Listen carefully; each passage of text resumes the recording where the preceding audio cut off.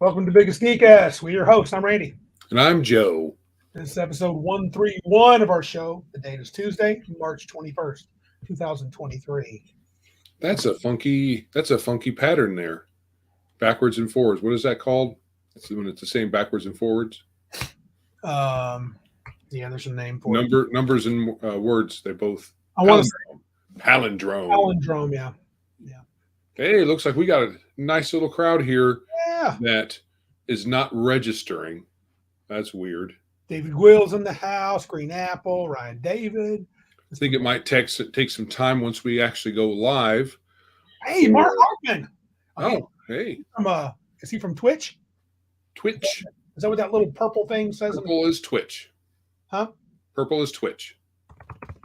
Darth is in the house. Good crowd. Good crowd. According to this little eyeball that's in the top right corner here in StreamYard, we only have one person. This looks like more than one. It looks like slightly more than one. I'm not a great... Unless we have one person in there with multiple personality disorder that's able to populate a chat room with their multiple personalities. Mr. Look at this crew, man. Fine young cannibals. That was a music band, wasn't it, years ago? What's that? The Young Cannibals. That sounds right. Fine Young Cannibals. Malachi and Cal. Oh, yeah. Big dogs are showing up now. YouTube says 5 watching. Okay. Well, is what it is. I think their numbers are off. It probably has me as well. I'm paused. 1, 2, 3, 4, 5. Hey, Flatey. Mr. Flatey 1, the number 1. There's at least 7 or 8 plus one from well, this thing's only showing the one from Twitch and none from YouTube land. That's weird. Wow, that's pretty crazy. It's all right. I'm glad Mar Hawkman can actually see. Maybe we'll actually get his messages. We can respond. Unlike that one week where we couldn't get him or couldn't respond to him. Mr. Hawkman usually has a few things cool to say. We want to make sure we catch that. Yeah. Malachi says he had 60 degrees today. Didn't we break 50 today? No, probably half. No, I didn't get much over 40, but it still felt really good because Saturday was brutal. Brutal. You were out in it, weren't you? I was delivering the mail. Gosh, I went to what did I do with that thing? I brought this back, the Gaming Expo. I talked about Game Designer Expo there in Ann Arbor, Michigan. On Saturday, it was their first one. It was at a library, but it was pretty cool. This is true. Hold on. If you would have kept people, that's the one person who kept switching. The coolest thing you can say is, "Oh wow, Hungar is watching the show." Wow, Hungar's watching. Our dude, no, you did it wrong. What? You did it wrong. Oh wow, you can't follow instructions. I cannot. Oh wow, Hungar. Where is it at? Hungar the Starvarian is watching the show.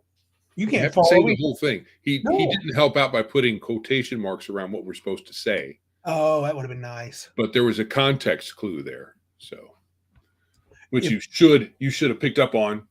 I don't do context. It's against my religion. Larry Elliott, yes, Martinson, thank you. She drives me crazy. And the T-shirted one. What is up, my man? Glad you're here. Okay. I'm glad everybody is here. A lot of my favorite peoples. So what did you do this past week, Joseph? Anything fun and exciting? Wrestling with Big Geek Emporium. It seems like almost a daily thing. There's always something that's gone wrong. Well, I did. Go ahead. So, one moment. Hey, not seen the hungry Ewok in a while. What's up, dude? How are you? So, just because we don't see folks in there doesn't mean they're not watching or listening, right? Correct. All right. Eventually, we're going to have the technology where I can see into all their houses and spy on them, which will be nice. I can know, especially with the T-shirted one, I can, maybe even reach in there and get a copy of one of his 3 copies of all books. Yeah, that's not creepy at all. Not even a little bit. I think he would be fine with that. He should be. Rewalk says he's a lurk master, and that's cool. We'll take you any way you can get you, sir. What any way we can get you. Cal in the house, our dude. Now that is good. Mr. Hungar has some issues, and it's 5 weeks. You should carry. Do you have a sign when you do your show that says 5? It has been X amount of days since had a hospital stay. You should do that. We should. That's awesome. Malachi says that I hit the wrong button. Malachi says, no, Randy. I believe that's into my suggestion that I would peek into his room. Oh. And T-shirt's really creeped out. Yeah. So anyway. What? Reach around for... Whoa. You're trying to reach around to get his game. Mm-hmm.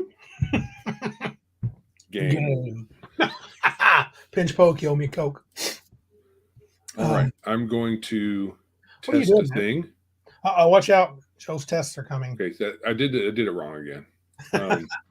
Let's try it again. Share. Oh man, Joe's sharing. Boom. I feel very honored. Honored that you're sharing tonight. Share. All right. We're going to do a live test. Live test. Testicle 1, 2. I mean, testing 1, 2. Hey guys, John here again for the Red Dice Stories. I can hear it. All right. So when it comes to that, we'll be able to do it. Finally figured it out. I feel like John's waited so long. I feel like we should just do it. Well, okay. So this is what happens with tech stuff for me is, I'm fairly competent tech-wise, yep. But I'm rusty on a few things. And sometimes I get my signals crossed. The website, the Big Geek Emporium and biggestgeekest.com, which hasn't seen any editing in a year or two. Yes, great. I figured that if Randy could, people out there could as well. A little signal came up that said your PHP, which is a programming language, needs to be should be updated for this one particular plugin because it wasn't compatible. So I kind of strong-armed my hosting, and they're like, I don't know. I said, yeah, this wants it, so let's do it. And they did it, and then it screwed everything up. But I didn't know. It took a while for the screw-up to surface. So once that happened, slowly over time, as other WordPress plugins had updates available, they didn't work. I couldn't update, and every time I tried to update, it caused an error on the site, and then the site would go down for like 5 minutes, and it was really just annoying. Finally, we figured it out. I think that was over the course of an entire week, multiple times. We finally figured it out that was the problem, and that got fixed. And now we had to reload plugins, and that's reset a bunch of stuff. So now I'm finding lots of other errors. So if you see some display error, like when you first go to the Emporium, okay, good, cool, Legion. He posted a Palladium announcement on our Discord, which I will go take a peek at. In any event, there's issues that are popping up. If you see any sort of visual issues that need to be corrected, let me know. Someone's already done that, and I'm going to start working on it. So, cool. Yay! All righty. Squash bugs. So no fun gaming stuff, though? Well, I had a fun time. I straightened up my office here a bit, and I got a big stack of books, of game books that we're going to talk about. Cool. Let's see. You did better. Where did he say he put that at? On what? Our Discord. So yeah. So I haven't gotten my. I could grab them easily enough, and I may. But yeah. So I went to that expo, and I got to chat with Sean. Is it Robertson or Roberson? I'm not sure how you say it. And Kevin Simbita. They were super cool. Sean remembered me. Kevin acted like he didn't, but he did. And me and Patrick had a good chat with those guys. He pretended that he did not recognize. He did for a second. He's like, "Who are you?" I was like, I'm Randy. He goes, I know. And he goes, Oh, okay. the first thing he said is, when are we going to be on your show? And so we're going to have them on at some point soon. I've emailed them and said, just let me know if a night would work for them. I figured even if we had to, we could do a special night just for those two. I wouldn't mind doing it. Special. So special. I got to do a little, like I said, it was in a library, this game design expo. They had 5 or 6 RPG designers. Did you know the Chaosium owner lives in Michigan? Oh, I didn't know that. It was from Michigan game designers. So we've got 2 companies, Chaosium and Palladium, in the state of Michigan, apparently. So he's you never know what else we're going to uncover and turn up. Well, no, we have another one. Yeah. What's that? Soon to be. Oh, yes, us. We're about to be the most aggressive. No, well, us too. That would make 4. No, I'm talking about the name escapes me now. We were just talking about him and his business partner being on.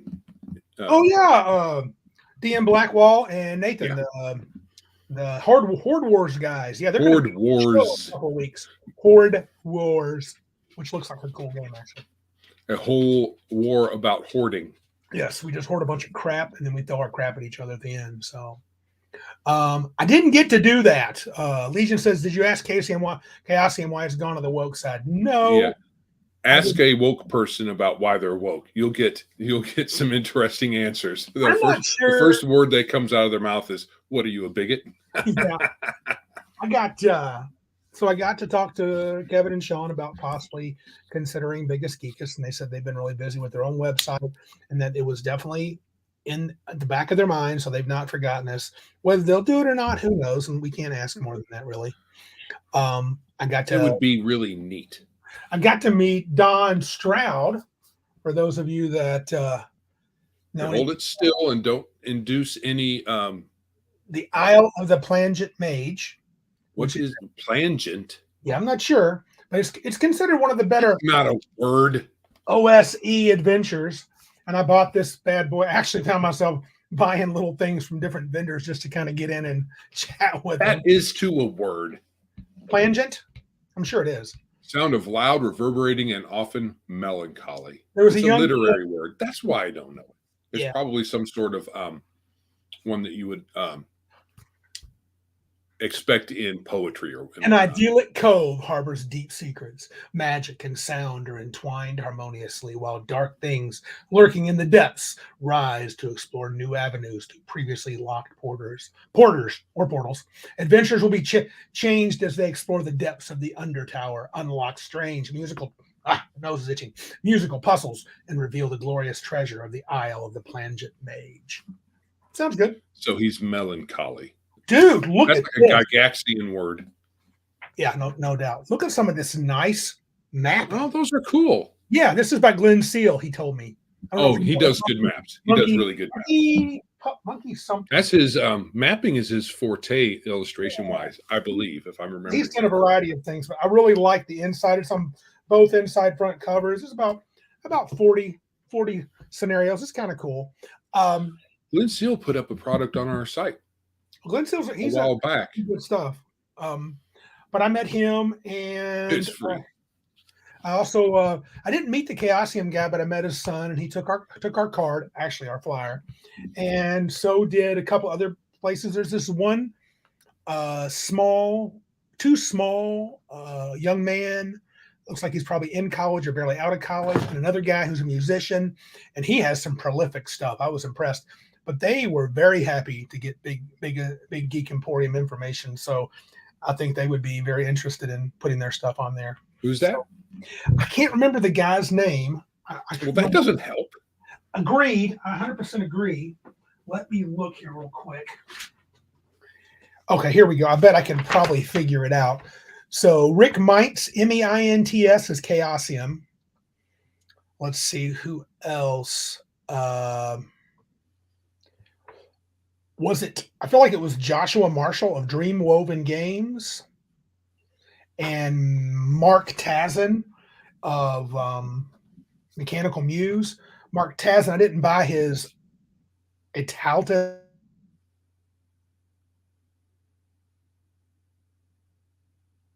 Well, you simply because of this hold name. on. I know you I don't know if anybody else saw it, but for me, you locked up. I know. I don't know what happened. I've got a new system. What's it called? Not a system. A new OS? operating system. Thank you. And they made some changes this morning at school, so it might get squirrely. I hope not. But Larry Correa has got a little short story in this book, so I thought I would get it. He took our card, our flyer. And Larry Correa? No, the guy there at what was the games? It was small, but I was kind of impressed. We went out for lunch after Patrick and Jeff and I met with hung out and kind of bogarted them the first hour or so of the time of Palladium. And we came back, they were mobbed. There was a lot of people. They kept rolling in. So it was a one-day event and they had a lot of people. So it was fun. How long was it? It was 11 to 5, so 6 hours. Oh, okay. Yeah. So it wasn't a huge thing. Hey, Elite Gamers in the house. Excellent. Elite. General Ennui. Oh. Is that DM James? Yeah, I think so. DM James. He's elite now. He doesn't just go by DM James. Elite. He's elite. That's Hungar's bro, right? Yeah, I think so. Or at least his family. But yeah, so that was a fun Saturday. You know, Patrick and I went to a great Chinese place, and Jeff went too, and it was just really good. It was cold as crap though, and it was like sunny and then snowy and then sunny and then snowy. Yeah. Hey, folks, I think everybody here knows. Yeah, no one here is new, so everybody knows there's a few folks in the chat here who have their own YouTube channels. Oh yeah. So if you haven't already, give them a follow. Reactionary Principle Gaming, Elite Gamer, Legion of Myth, T-shirted Historian. Yes. Ryan David doesn't have a YouTube, but he has a podcast. Sweet podcast. Yes, and let's see, Hungar the Starvarian. Yep. I'm not sure if anybody else. Gaming with ADHD. He's got a good one. Gaming with ADHD. Yeah, that dude does painting like a madman. So yeah, we got a good crowd. I'm not sure if we're missing anybody. If we did, we apologize. But yeah, and Ryan David is Nerd Cognito. Yes, a must. Rayan. Yeah, I'm sure he's saying Ryan. Oh yeah. Yeah, he does. They're playing the Scarlet Heroes, but they play on Sunday. It's hard for me to do that, but I would love to be a part of that. But I had a great time with them that one time. But it's cool. I got lots I'd like to do, but life is busy. So Patrick is saying he bought the 3 core books for the book you showed. Which one? Yeah, this is the stories. Champions of Aetaltis. He bought the actual RPG. It was that has an RPG. Okay. Yeah, and it's a 5e one, but it's a cool looking setting. You know, I listened to Larry Correa and I can't remember his first name. Something Diamond. Yeah, they do Writer's Dojo. They mentioned something about some gaming fiction that one of them had done. That must have been what they were talking about. Yeah, it looked nice. I almost bought it. It was a heck of a deal. I mean, Patrick got some good. Those authors gave some good deals on their stuff. I mean, the Chaosium. What was it, Patrick? The Chaosium hardback Investigator's Guide and the DM's Keeper's Guide together, brand new, were $65. Steve Diamond. Yes, thank you. Gaming with ADHD. Steve. I'm not into Call of Cthulhu, but if you were, you could get the 2 main books for $65 total. That's cheap. How much? $65 for 2 hardbacks. Oh, that's when most of the time 65 only covers one these days.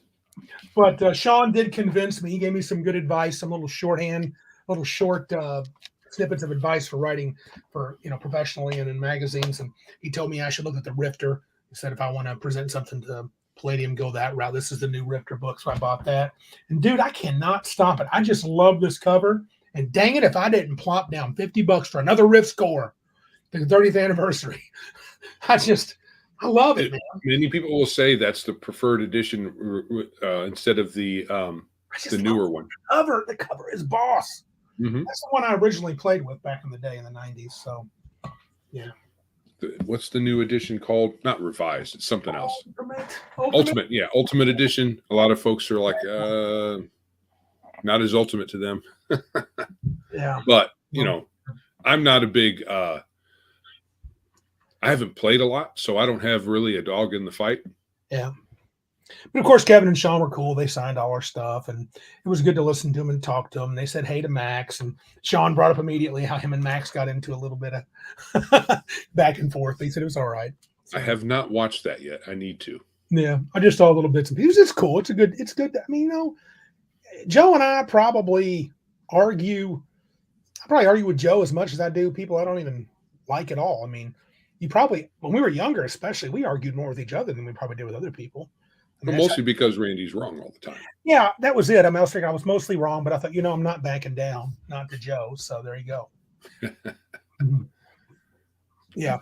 He pointed that out, Malachi. Malachi says, Randy, the history section is great in the 30th anniversary. Yeah, Sean said, make sure you read that. History of the game, or is it the background of Rifts itself? I think the history of the development of the game. It's got a nice little color part in the back. Oh, they even get. Oh, look, I love these in books.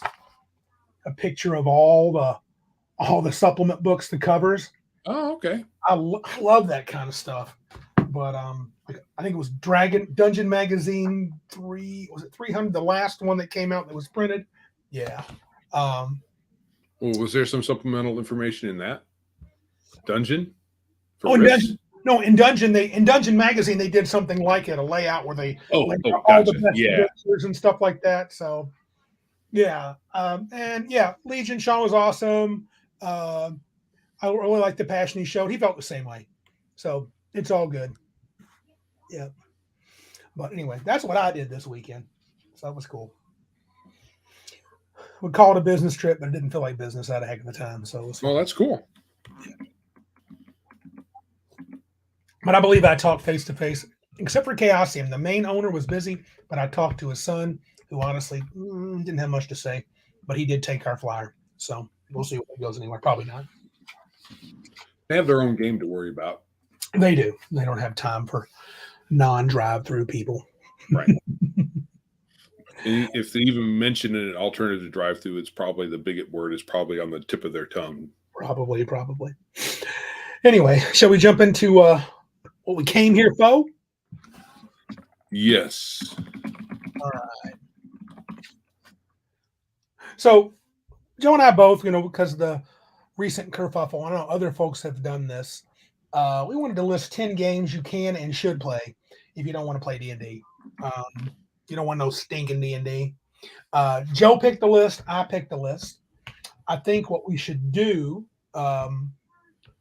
is if you're so inclined, Joe, we could rate them the way I'm doing. I have a big geek rating system that I've done on 2 games.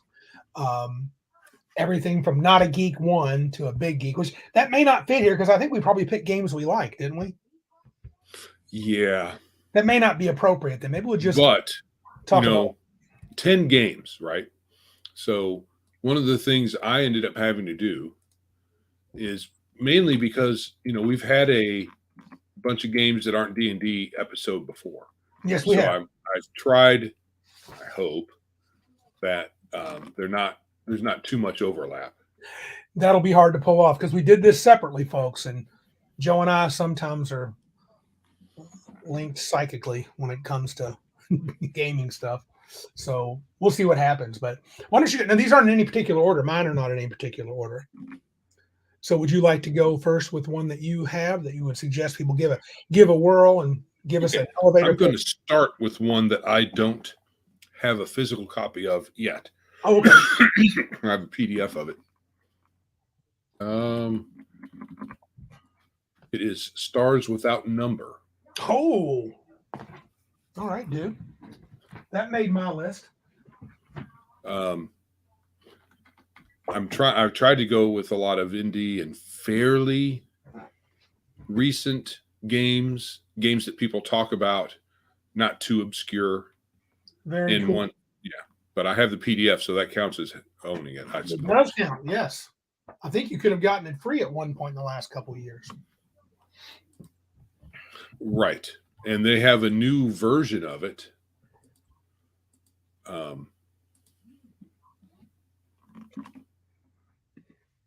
Yeah, they have a new version of it, the revised edition. Yep. And they have a new print, Yep. offset print. I'm not really sure what that means precisely, but this is the revised edition here. Crawford uses that phrasing. I also have, mine is the revised edition. Basically, when he was doing some other Kickstarters, he brought that up too. Crawford's books are very cool. They look nice. Yes. This is And, one you know, like it's essentially like all of the, like a lot of, it's an OSR game. So, even though it's science fiction, it uses an old, it uses a version of the old D&D game. Mm-hmm. All the same stats. The bonus structure is more like the older version of the game because it's +2 to -2, Yeah. instead of up to 5 like it is with Right. 5th edition. So, yeah. And they have psionics in it, or they don't call it psionics. It's psychic. They may call it psionics. I can't remember. Right. But Psionics. yeah. So you've got psionics and a bunch of familiar stuff from any kind of science fiction, and you could easily just not have the psychic character class. Yep. And it'd be easy to not even have any of that and just have maybe a more hard sci-fi game. I think in a sci-fi game, for me, there's got to at least be aliens. I like the idea of psionics. We ran that one Edge of Oblivion game, Savage Worlds, back at a couple Cabin Cons ago. We had a really good time with that scenario. I think we had had the right group. It was like the right time. It was one of those things where the gaming event was like, I think it was damn near perfect. I mean, it was just everything's flowed. Everybody had a good time. We had like one fight, but it was really cool. I mean, and I wouldn't I don't know. I don't want to speak out a term because I don't know Traveler, but does Traveler have aliens? Does anyone know? I'm sure, but I only have the very basic original set. Okay. And that doesn't really detail anything besides, humans. So But that I remember. I mean, I agree with you. Stars, it's on my list too, so I'm going to talk about it as well. I actually like all the Without Numbers books, Stars, Worlds, and Order of the Cities. Even though I'm not a cyberpunk fan, I'll just be honest with you, dude. Look at that Look at that page. Yeah, they got some good art in there, and it's bound so well. And you get the PDFs for free. It's just, and great tables. There's some great tables for generating worlds in Stars Without Numbers. I guess Kevin Crawford is the artist. I don't know if he's someone here saying Kevin did art for Judges Guild. Oh, maybe was it Kevin? They might have been talking about Kevin Simbita. Oh, maybe. Malachi says those. I'm thinking he's referencing Traveler. It does. They were dog, wolf-like aliens. I believe cat as well. Okay, but I do like the. Let's see. Look at the art is just amazing. I'm trying to see where it might say in the book where the art's from, but it doesn't. I'm not seeing it. I'm sure. Plus, the advantage of having more recent games is there's better support for the more recent games. Yeah. Or game lines. Like, ooh, I should reach out to Kevin Crawford. I think his stuff is on drive-through. I wonder if he'd be interested in Big Geek Emporium. I don't know much about him, which is kind someone of. Sent me his email, so I can give that to you. If you yeah, want. do that, and I'll reach out to him and say, "Hey, are you interested?" That would be cool. Yeah, that's it. Yeah, it was in reference to art for Judges Guild. It was Kevin Simbita, Malachi, and Legion of Myth. Confirm. So, yeah. So, what's your favorite part of the Stars Without Numbers, Joe? Do you think? Okay, so given I had to pick 10 games, right? All the caveats that I kind of put on it. Most of the games I picked, I haven't played much. Oh, you're saying you're these are suggestions. These are the games that I'm suggesting that are worth playing and that I want to play as well. Cool. Yeah, I didn't get I think everything I have on here I've played at least once except for one game. No, 2 games, the last 2, which you took the one, Stars Without Numbers. I was lumping that with All the World Without Numbers. They're very similar. They're beautiful books. So absolutely, I would play any of those and suggest people do. Right. I'm going to cut to the, I don't know if I should read all of this, but Max just posted in Discord, like he said, some news from Palladium. 6 Dungeons & Dragons original works of art by Kevin Sembita are featured in the April 2nd Heritage Auction. D&D art of any kind is super rare. Much of it is lost over decades or purchased by a small handful of savvy art collectors. Here's your chance to own own a piece.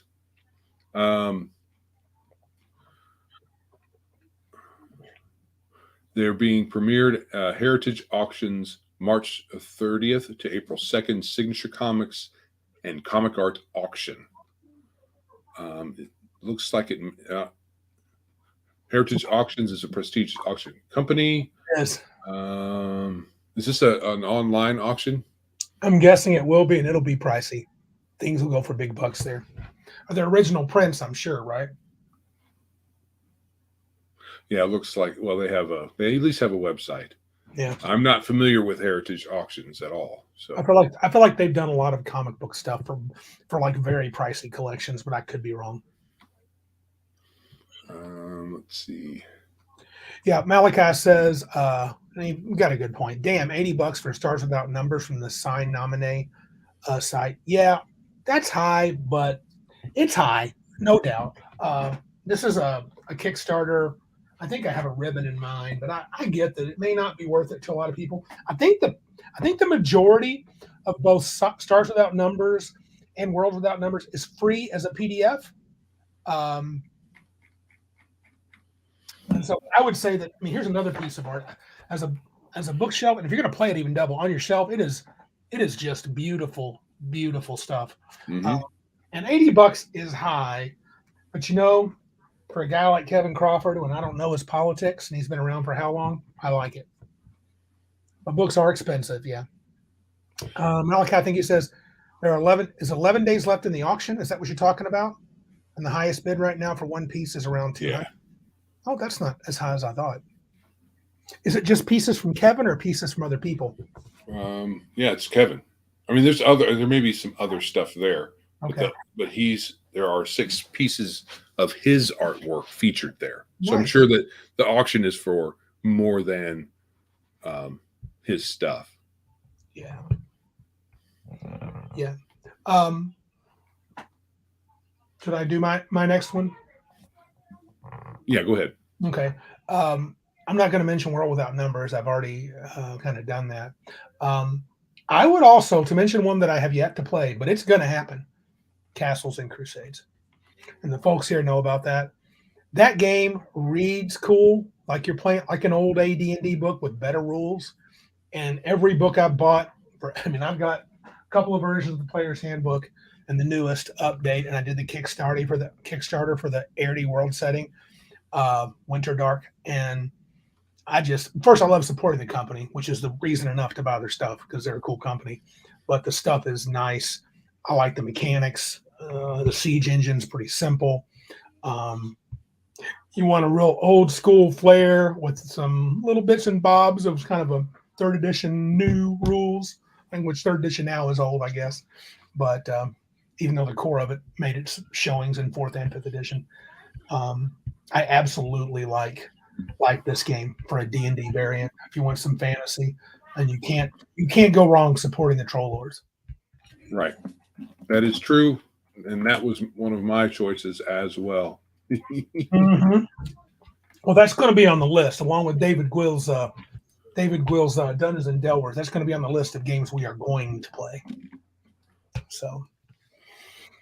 Yeah, so I really like it. I haven't, like I said, I've just read bits and pieces, and I have not. What is that thing? Oh, that's the link. That's the link.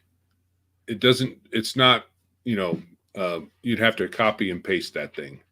Okay. Gotcha. You can't click on it and take you anywhere. It's not the chat disables that, but you can at least whoever's in the chat right now can copy and paste it. Crafting Gamer, welcome. Yeah. Yeah, so I chose that as well. Okay. I only have the player's handbook. All right, though. That's good. But I did like what I saw, and I think it's worth anybody's time. Take time away from worrying about 5th edition and 6th edition and whatever else Wizards of the Coast is putting out, and put your time, if you're really wanting D&D, but without it being D&D, Castles and Crusades is a great choice. Right on. It also falls into the list of games I would like to try. The only thing I don't really like about this game is one class.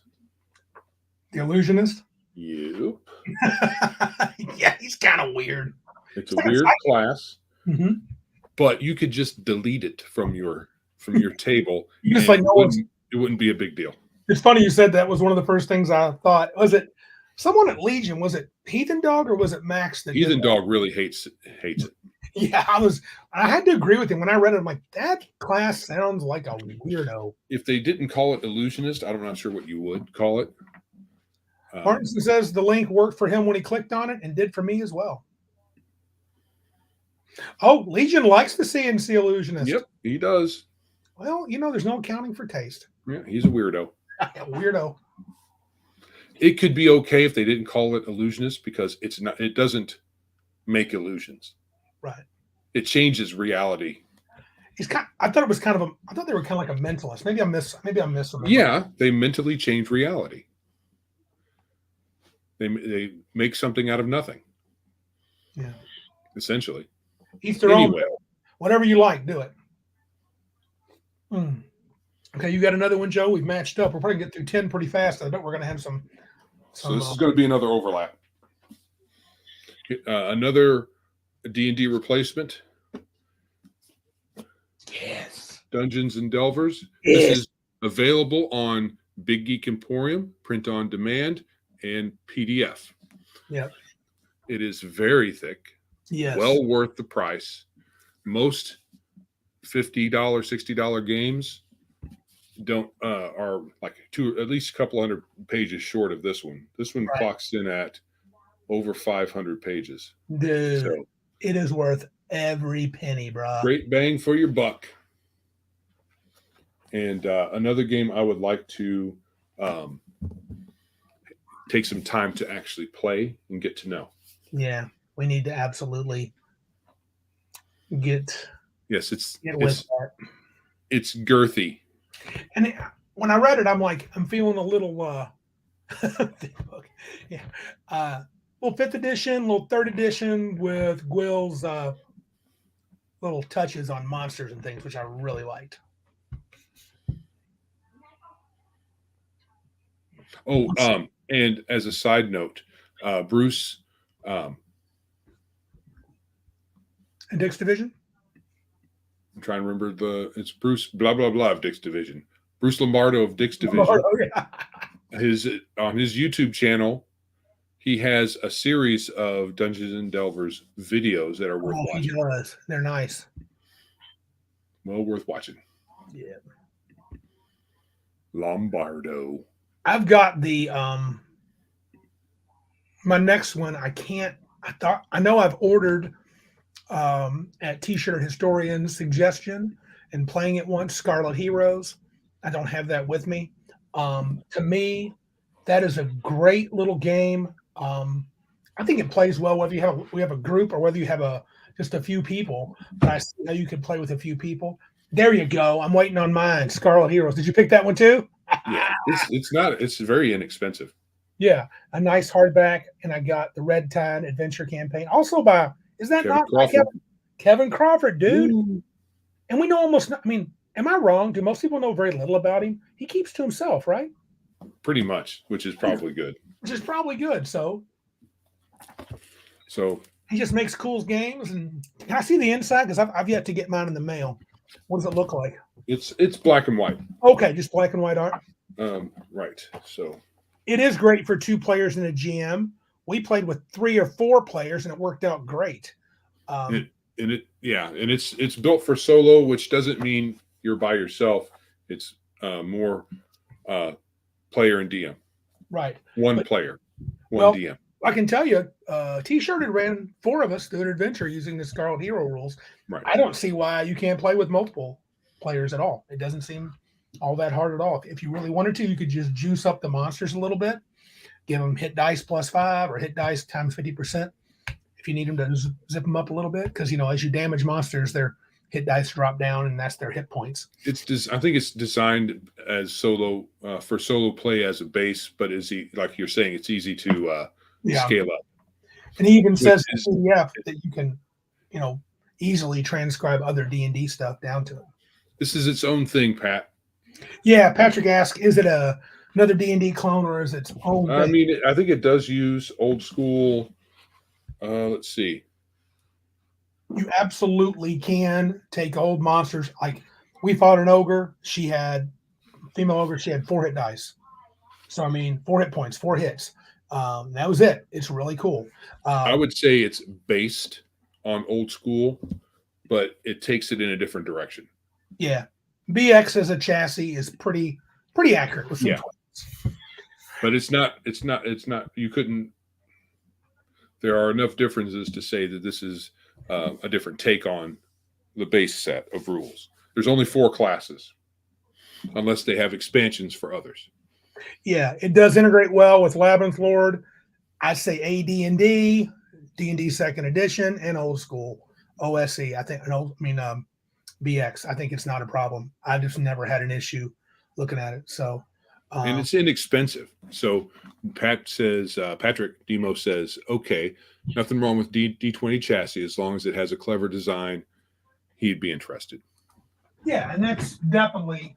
I think that's definitely true. There's absolutely a clever design there. I think. You're. Okay, so they do have expansions. Yeah, I didn't really look too deep into the catalog. I just wanted the base game. All of a sudden there were several folks doing YouTube videos on Scarlet Heroes. I know that very recently over the weekend there was Shadow Dark. Mm-hmm. Everybody was doing talking about Shadow Dark, and I still haven't really looked at it. So I don't think it's. I kickstarted it first, and then I'm like, you know what? When I looked at the PDF, this seems to add nothing to it. I don't have this one. Crimson Pandect and Red Tide both add in more classes to the Scarlet Heroes. I do have Red Tide coming, a printed copy. I had to go through our hated enemy, but that's the only way I could get it. And you know what? I don't mind supporting Kevin Crawford, so that's fine. That's the way you have to look at it. I mean, if they won't come over to this side of the fence, they're still okay. Yeah. Okay. So, and that is a game that I reviewed only from playing it, not from having it in hand. It looks like Grim did a better review, probably a more thorough one. He says Grim reviewed Scarlet Heroes recently. Yeah, and you did on our channel here. Our channel, but it was more from a player having played the game. Yeah, it was definitely good. Did you have one then, Joe? That was technically mine, Scarlet. Oh, you are correct. All right. How about I had the book. Let's see. Let's go in a different direction. All right. Oh, old school. This is an older game. I do believe they have a fairly recent revision of it. But Mutants and Masterminds. Now, it's D20, and Green Ronin puts it out, so they're kind of on the naughty list. But I played this game when it first came out. When did it come out? It was back in 3rd edition days, 3.5 days, right? 3.0, actually. Almost positive it was 3.0. 3.0, yeah, I think so. I should look at the copyright on. This isn't my original book. I had to read. I want to say 2002, but yeah. Yeah, that's what it says on the quick internet search. 2002. Yeah. So it's a 20-year-old game, but before Savage Worlds did its rendition of the Supers, I think it's at least my second favorite superhero game. Yeah, I know. Marvel superheroes. It's coming. But Marvel superheroes, I think there's probably more support for Mutants and Masterminds. There's a truckload of books out for it. Well, and it's had multiple editions. Yeah. Good night, Larry Elliott. He has to head out. Take care, bud. See you later, Larry. Yeah. So, and you know, to be fair, Marvel superheroes has a lot of supplements too. Yeah. But it's all it's for try to get. If you don't have Marvel superheroes though, which by the way, Marvel superheroes is on my list. But if you don't have it, I think you can get Phase Rip. Phase Rip FASERIP is a game that is a faithful clone of the Marvel superheroes. Yeah, Ryan David. That's an actual game you can play, and you can get a lot of the PDFs for free. I mean, like it's actually legal to get them online. Mm-hmm. So yeah, you can do that. But try to grab a hard copy of the box set, the yellow one from 1980, whatever. Yeah, you're dropping $130 if it's in halfway decent shape. So yeah, I mean, unless you get lucky. Unless you get lucky. But that's on my list. I mean, that game, I love the simplicity of the chart. I played it at Cabin Con. Gosh, one of the early years that we played it. We went to our current location, and we had a good time. And I still have a lot of my – it's strange. I have a lot of my old maps from – what did I play? Hero Clicks. And so I used them in the game. I think you played that, Joe. It's fun. The one drawback, I think, to Marvel superheroes, if I remember correctly, it does seem to lend you to playing heroes that were in the Marvel universe. Malachi says, I got the advanced set with the X-Men box set inside as well. Under 100. Well done, sir. In good shape, I take it. That's hard to do these days. Especially with the X-Men supplement inside. Yeah, but the advanced set is really expensive too. I saw a pristine condition of one of those, and they were starting like $239. Oh no! But you know, if you have the advanced set, you really don't need the basic one, the yellow one. No, they replaces it. It replaces it. I think there's slightly different rules to it. Yeah, just a little bit. They add more. I don't know how it goes. More categories. Class 1000. Whatever. There's a couple of higher level ranks beyond the others. I can't remember all that. Oh wow! Look at Malachi. Yep, he got the box. Everything was uncut. The only thing missing was the dice. Dang! Ryan David says he got a chart wheel he wants to show us. Okay, cool. Sounds good. Yeah, I absolutely. I have some of the free PDFs. I always look on eBay trying to find a Marvel superheroes, but I can't. But Mutants and Masterminds, I recall you talking about that a lot. That's basically a third edition version of superhero stuff.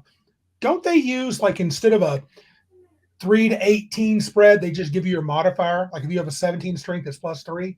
So your score is called +3. And honestly, it has been a while since I've played. Open that bad boy up. They got some superheroes in there statted out for you. I'm trying to remember if they just use the modifiers. I think one of the things I really liked about it was the no, you use your stat number, and you have on it's this typical old third edition format, character sheet format, where the number's big, black with white background, and then the bonus is a black box with white text. So, and I just nice, yeah. But I can't tell. Is there a number in there, or is it a plus? There's a number. Okay, I'm thinking of something else. And I thought they got decent, not spectacular, but decent art. Very comic. I mean, yeah, they got comic book artists to do the art. Malachi says it doesn't have hit points. I believe that's true as well. Right. Let's see here.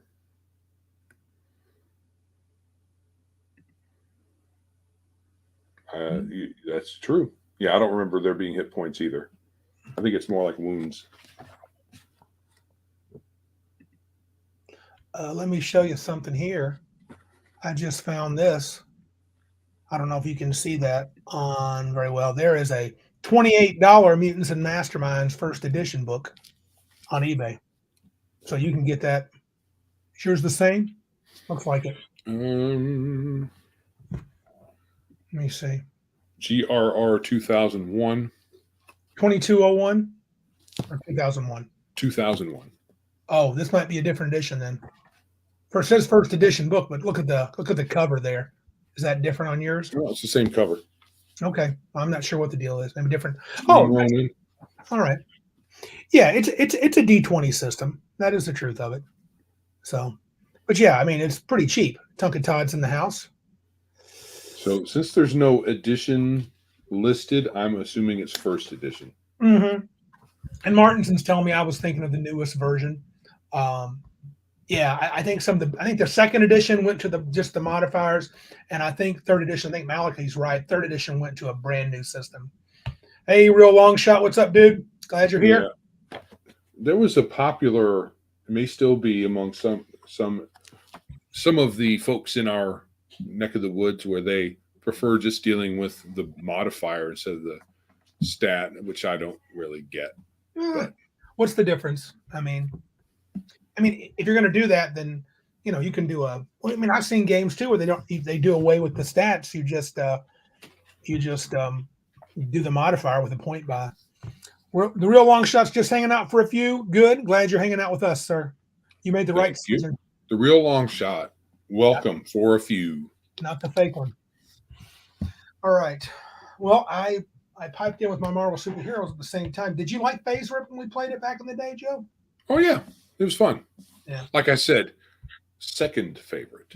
Phase Rip. It's hard to beat. Oh, that's right. How could we not remember this?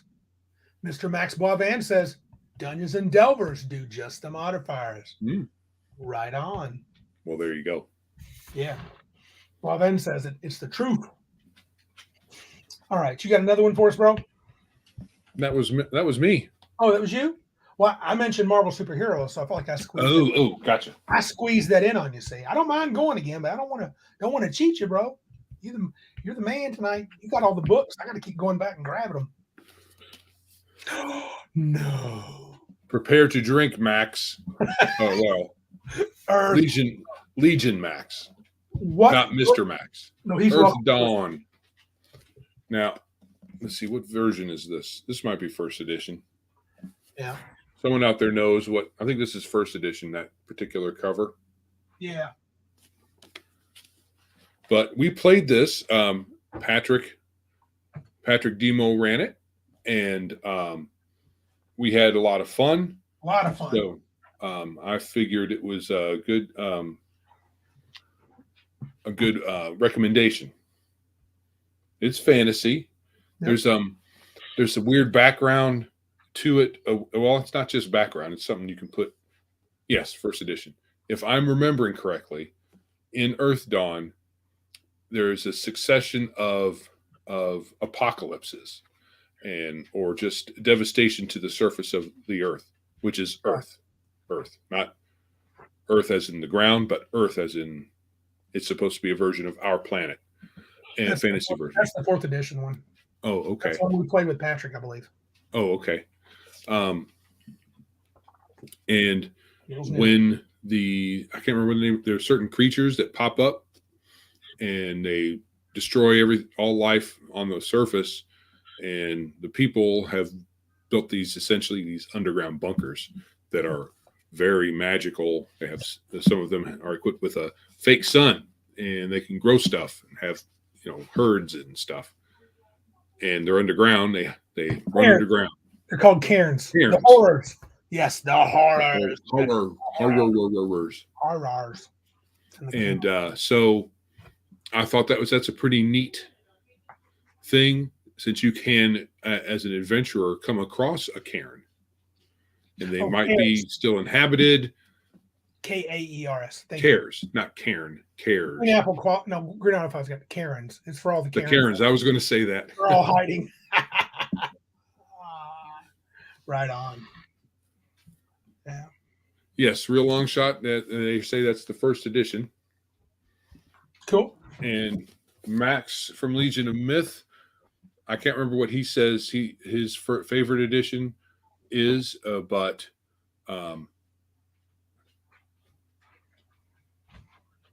Yeah, care is below. But there's a favorite. I think 4th edition he really doesn't like at all. Right. I didn't have a problem with it, but it has to do probably with their nonsense words that they might want to use in their book. But just so we could play it. Right. Play it. Okay, 4th edition with 1E, 1st edition with 2nd edition skills, or 4th edition with 1E combat. Dude, Max, he knows. This guy knows what he likes. I'm going to give Max some props, dude. He knows what he likes. Well, he's also very familiar with Earthdawn. True. I remember him talking about the combat chart, his issues. I don't remember the details, but from what I remember him talking about, I think it was valid. What teensy bit I've played, I've enjoyed it. Yeah. It's been good. It's fun. Yeah. Solid game. Okay. For me, of course, you knew it had to happen. It's coming up. Old school essentials. That's why I didn't pick it. That is a fun one. I love the basics. I'm really starting to feel the simplicity of the rules. I want the rules to truly get out of my way as a dungeon master. If the player's side was complicated and it didn't really affect my side, I'm fine with that. But I do love this, and this is really just basically BX. So technically, if you're trying to get away from D&D, I guess sort of this is not your game because it's D&D. But it's just, for me, it's so easy to prep, easy to play, no tricks, and I think there's just enough rules where I can just kind of use what I want. I mean, we played the game the first game we played, I hadn't even read the book all the way through. Did the same thing with 5th edition. I mean, once you play D&D enough, you can play any variant of it. But and you can tell Joe and I are fans of fantasy. But this is basically a faithful rendition of BX, but a much better written one, a much greater that layout. Gosh, for old eyes, I love this layout. Easy to read, easy to find charts. Yeah, it's my cup of tea. Okay, so 2. I missed the beginning and will have to miss the rest until I can watch Reply Tomorrow, a replay. Hopefully you have Talislanta on your list. Well, Talislanta is expensive, so I didn't buy it. It's not the expense long shot. I read a review of the older one. I'm not sure if it's my cup of tea. The review I read said it was more of an intense role play, less about fighting. And I like to have a good mix of both. I won't say I still keep looking at it. I keep looking at that because the book is beautiful looking. It's that $200 price tag that holds me off right now. But yeah, probably not. If I do it, I might do the PDF just to read the. I wish I would have picked it up back in the day, but I remember the little white book with the guy with the sword, best of all, no elves, and something like that. Yeah. And if you don't end up having a Palladium game or 3 in this list, I'm telling Kevin. That's from Max of Legion of Myth. Okay. Noted. Yeah. Later, Ryan David, he's out. He's got to roll. Glad you stopped in. Legion's got 4E Talislanta, though. It's not on the list, but he says he's got it. So that's cool. You should cover that. I would love to hear that. I wish you could do it sooner rather than later because I want to find out if it's something I'd want to get on the Kickstarter on or whatever it is. Is it the Kickstarter? It's something else. Talislanta is called something else. Hey, yeah. I need to take my dogs out right quick. I'll be right back. All right. So since we're on the discussion of Talislanta, let me see if I can find that Kickstarter.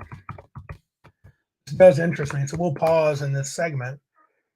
Here's the original.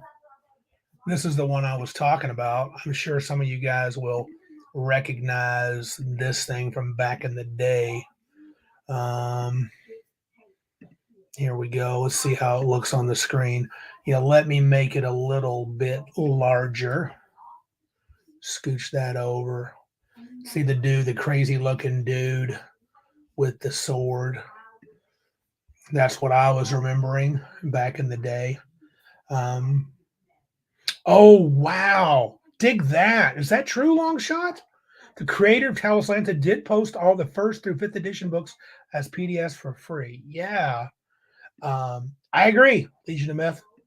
No L's is pretty much good enough reason. I'm just wondering if the new one is something I need to be a part of. I really want to. My heart kind of wants to kickstart it, but I didn't trust the. Is it a Kickstarter? Where is this found? Final edition on Game Found. That's where it is. So this is the final edition. I think you can kick it for. It's got 100. Let me show you guys. Quit my yammering and show some stuff.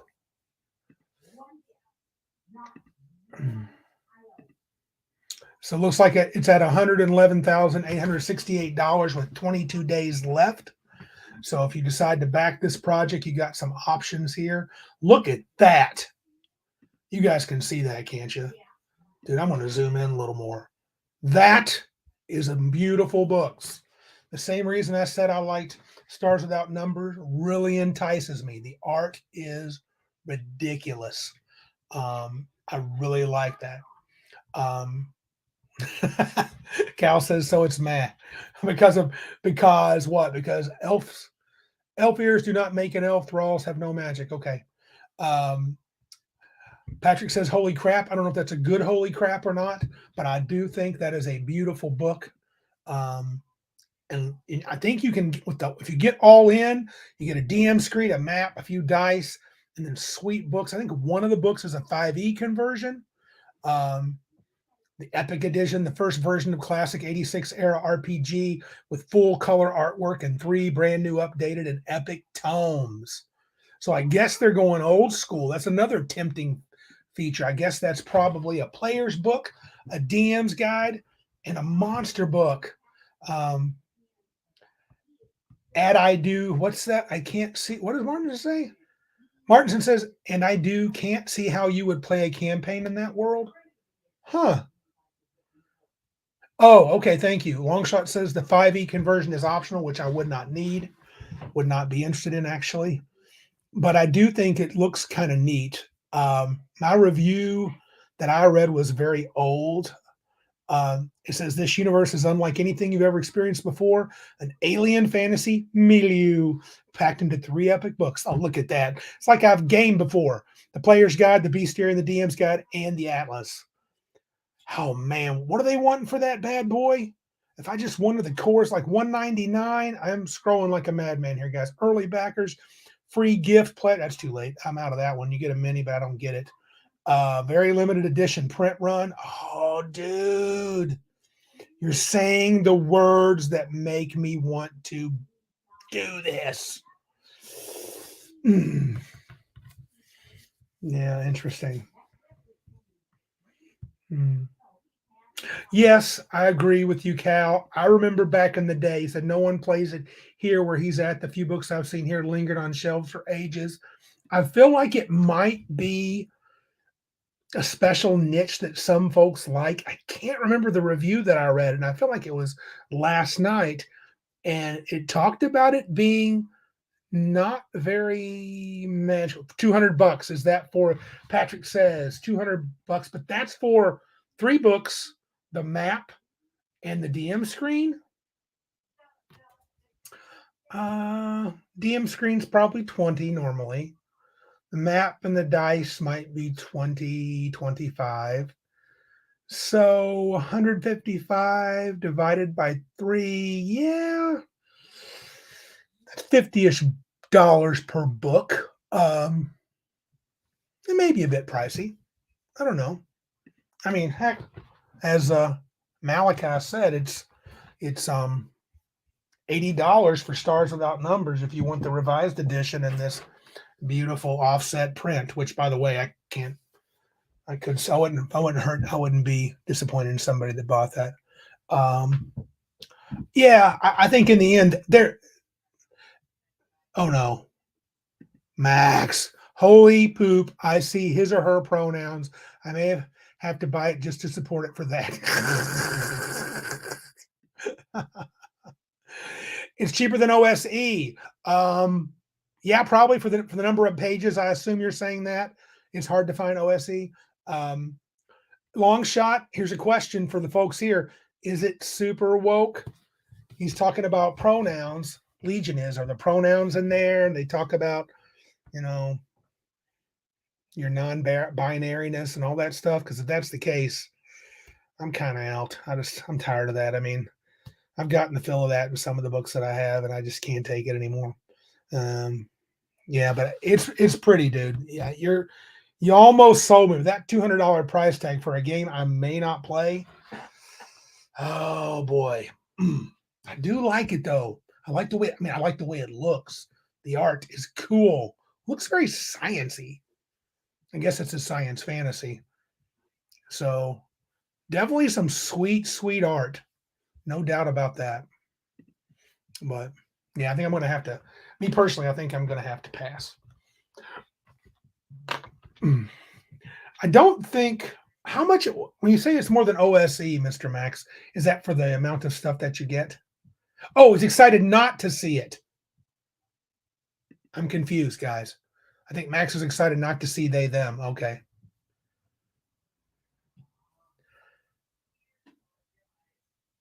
Okay, Longshot says, I haven't seen the final print yet, but Steve Secchi doesn't come across as woke. Okay. Oh, I get it. Max said his or her pronouns, as in proper his or her pronouns. All right. I thought we were talking about all the different weirdness. Gotcha. Cheaper per book. OSE is pretty expensive. No, it can be, Mr. Max. Yeah, let me see. I want to say that OSE is probably, well, it's probably hard to get these days. They do all the Kickstarters. They sell out a lot. Probably this one was, oh boy. Actually, it doesn't say in here. I don't see it on the cover. I'm just not seeing something. I don't know. Just the player's tome alone is probably $25-$30. And that would be for about 135 pages, but very big print. So OSE might be more. I don't know. I got to think about Talislanta. I don't know. I've always wanted to have it, but I've never bought it. Oh, thanks. Longshot says, I dropped a link to the free PDFs of the old books in the OSR channel in your Discord. Sweet. Thanks, dude. You can make a note of that so I can remember to check it out. And there's Joseph. Sorry about that. Doggies had to go. They were doing the pee-pee dance and everything. A long shot told us, you know, Talislanta's got free PDFs for all the editions. They offer that 1st through 5th. Oh, okay. Isn't long shot else... link in our Discord in the OSR part. Okay, let me see. Yeah, we're trying to figure out if that's more expensive. How much did you pay for your OSE book, Joe? Me and Boisvan are trying to argue or trying to figure out which is more expensive. I don't know. It happened before yesterday, so. Right on. Okay, yeah, I remember this. I might have actually downloaded some of this stuff from a while back. At 1st edition, 2nd edition, 3rd edition. Let's see. I think only everything, pretty much a lot of stuff prior to the current edition is free. Okay. You know, they got an illustration here, makes it look like they have some kind of flying conveyance there. Let's see. It looks like a science fantasy to me. So now this is the full rules tome for OSE, and it's 200, almost 300 pages, but you are talking small. It's a much smaller book. I mean, it's nothing. I don't know if Talislanta is going to be a taller book. I mean, here's how you can compare. Stars Without Numbers is much closer to a normal size RPG book. This is much smaller, as you can see. So, right. See, yeah, but it's still. I think I remember. I think that Max Boisvan is correct that it is a bit pricey for the size. If you made that regular size, it would be pretty thin. Yeah, OSC rules tome is 40 from Exalted Funeral. It's kind of pricey for the size of book it is. It is. Mr. Bruce is here. Well, Bruce Lombardo. Joe forgot your name. Of Dick's Division. His last name. He's that kind of friend. Momentarily. He's that kind of friend, Bruce. That's why you should like me better. All right. So how about we get back to it? So yeah, the full color bumps it up. I'm going to consider it long shot. And I get it. For me, I did. Going to consider what? I think it's your turn. What? Consider what? Talaslanta. I'm going to look at it. I read a review and wasn't happy, but well, this is free, so you might as well read the free stuff. I'll go the free stuff. That's not a problem. But I may Kickstarter the other one if it's cool enough. Isn't that $100 book? What? Talaslanta's wasn't there a recent Kickstarter?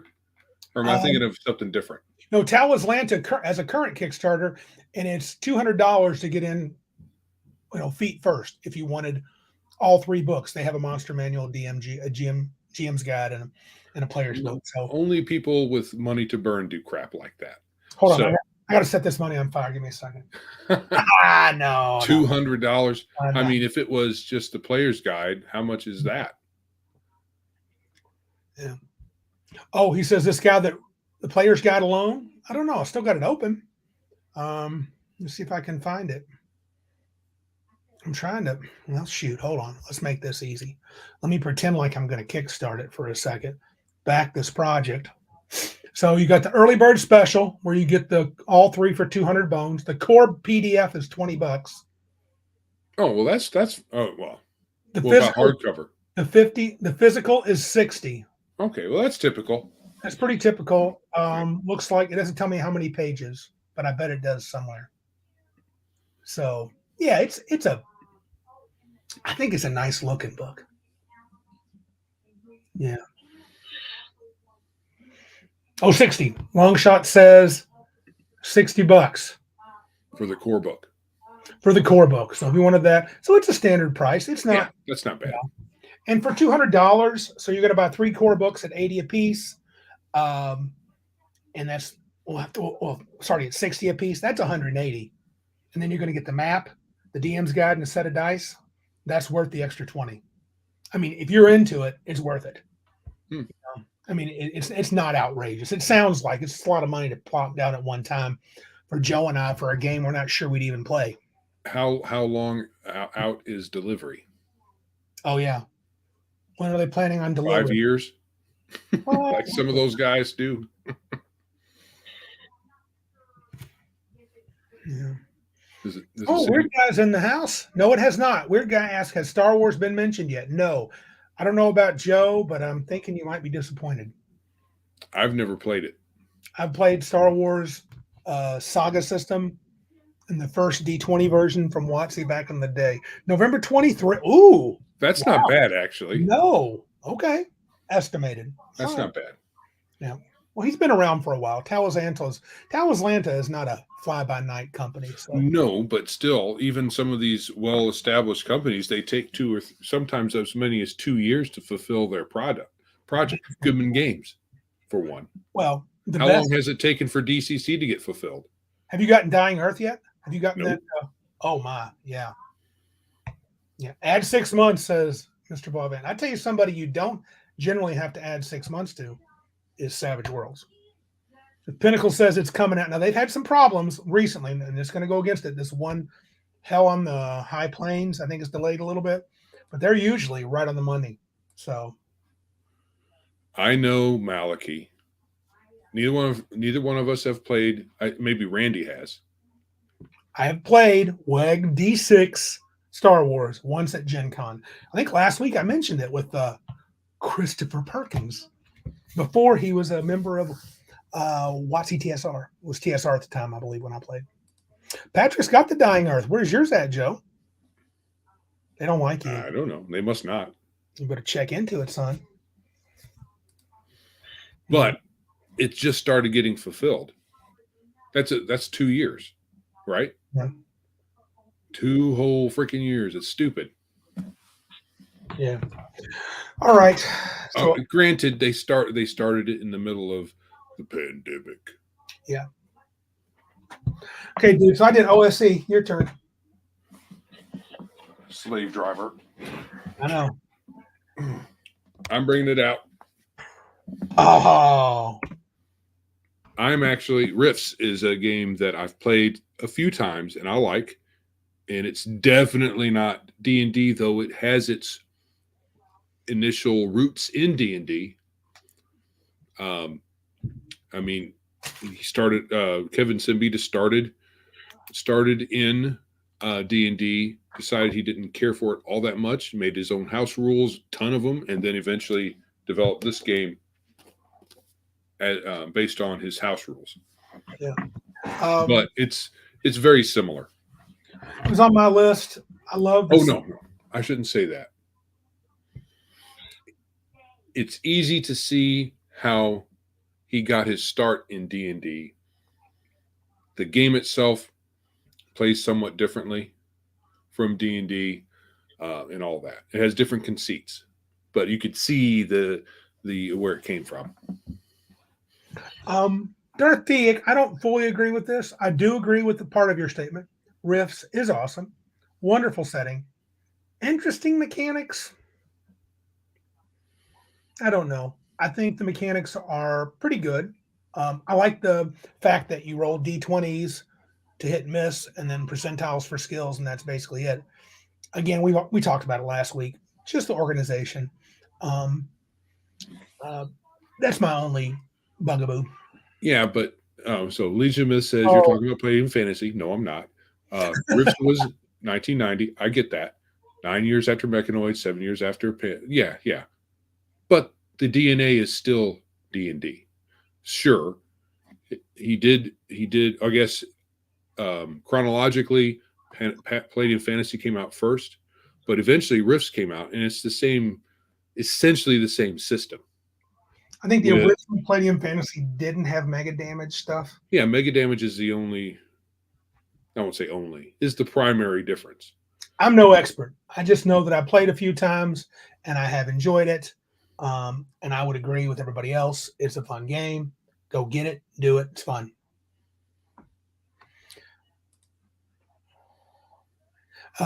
Bruce Lombardo says, being as I travel all over Texas, it feels I don't like a game that makes me feel like I'm going from shithole to shithole in the Middle East. I guess I think Rifts could be like that. It's a different kind of rift. Sucking up crap into your. Well, here's the thing: you've got Rifts. You can play whatever you want in Rifts. I was talking with Sean this weekend, and it was like, God, you can just make whatever you want happen. So, I didn't know that. Weird guy dropping some knowledge. Maybe which was introduced in Robotech Macross. I did not know that. Yeah. So, I mean, we're talking to people who know a lot more about Palladium than we do, Joe. But. Yeah, the Palladium system was born out of D&D. Oh, sure. Right. Rifts came a little bit farther down the line. I think, I've yet to play Palladium Fantasy, and I want to. We got a couple of people. One of them's on the chat right now, and his buddy. They are big fans of Palladium Fantasy, especially first edition. So I want to play it, but we'll see. Wow. What's that? Weird guy says in high school we only played Palladium. I think I mentioned it before. When I went to college and found out people not only played other games in D&D, which was fine, I knew that, but they played them first. The D&D was actually second. That was because we were so steeped in D&D. I mean, for the longest time, that might as well have just been the only game on the planet. Mm-hmm. That's all we played. And we dabbled eventually near the end before Joe went off to the military.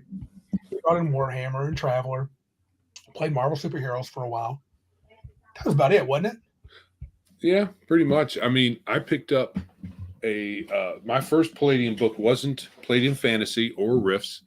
It was not even a full game. It was the Palladium book of Arms and Armor, Compendium of Arms and Armor.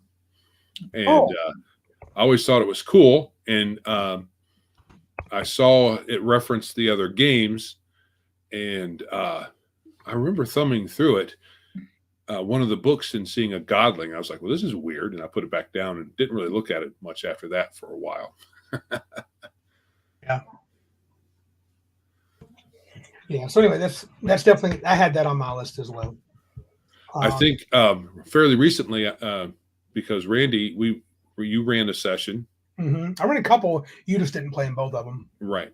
And someone wanted to play a godling, and you were like, hell no. And it just wasn't going to work. And I was like, well, it can't be that bad. And then I found it and looked at it. I'm like, yeah, it is that bad. I literally bought the book it was in because he wanted to play one.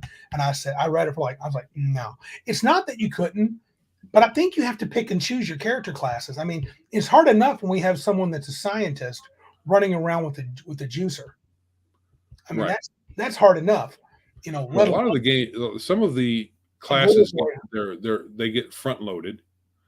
A godling is one of them because their stuff doesn't terribly advance past first level. They're front loaded. That being said, I don't think it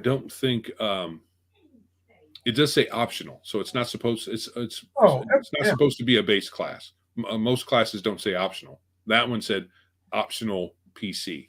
I think even was it Heathen Dog that mentioned that you kind of got to choose your riffs books you're going to allow in there, and just don't let. If you talk to Kevin, there's no holes barred.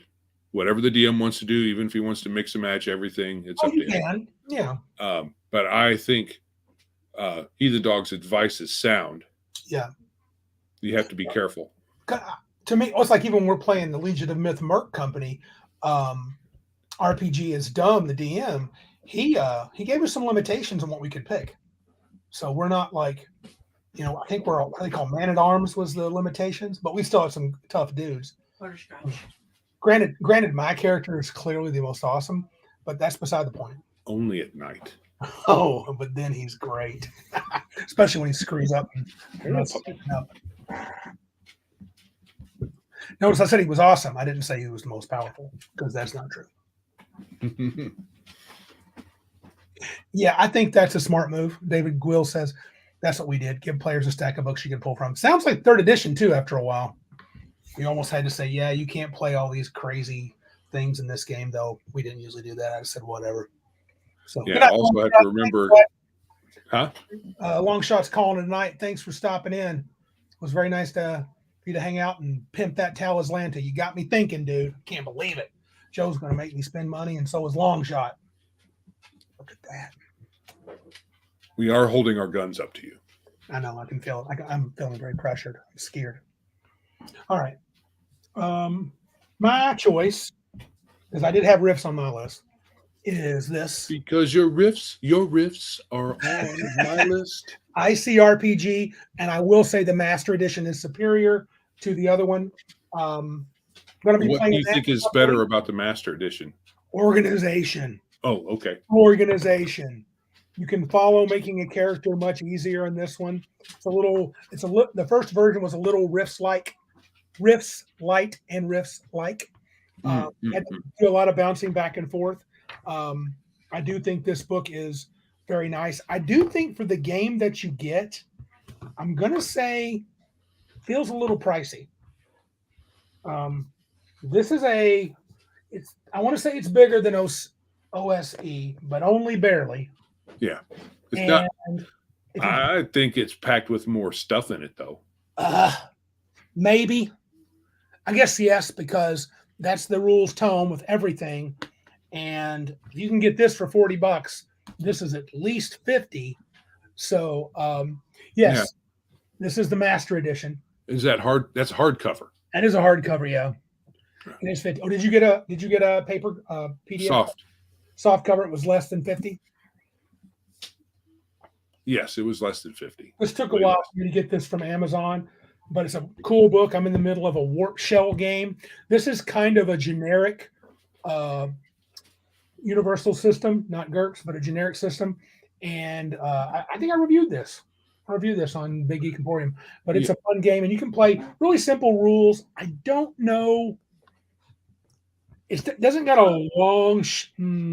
My first guess is a long shelf life campaign. I couldn't imagine playing 2 years a single campaign with this if you played weekly or bi-weekly. So, yeah. But it's a nice game. Simple rules. Hearts are hit points. They count as 10s. You get a few loot. Getting loot is kind of how you level up. You know? But it's kind of like a Munchkin in that vein. Yeah, and I don't think it goes past 10th level, though you can. I do kind of wonder. I said in my review that some of the guys I played with in Wart Cell, they min max their characters immediately, and so I felt like a douche nozzle because I didn't try to. And It doesn't seem like there's a whole lot of min maxing you can there's do. not, but I had one guy who was offensive juggernaut. I mean, one guy had a 20 armor class right out the door, which is pretty big.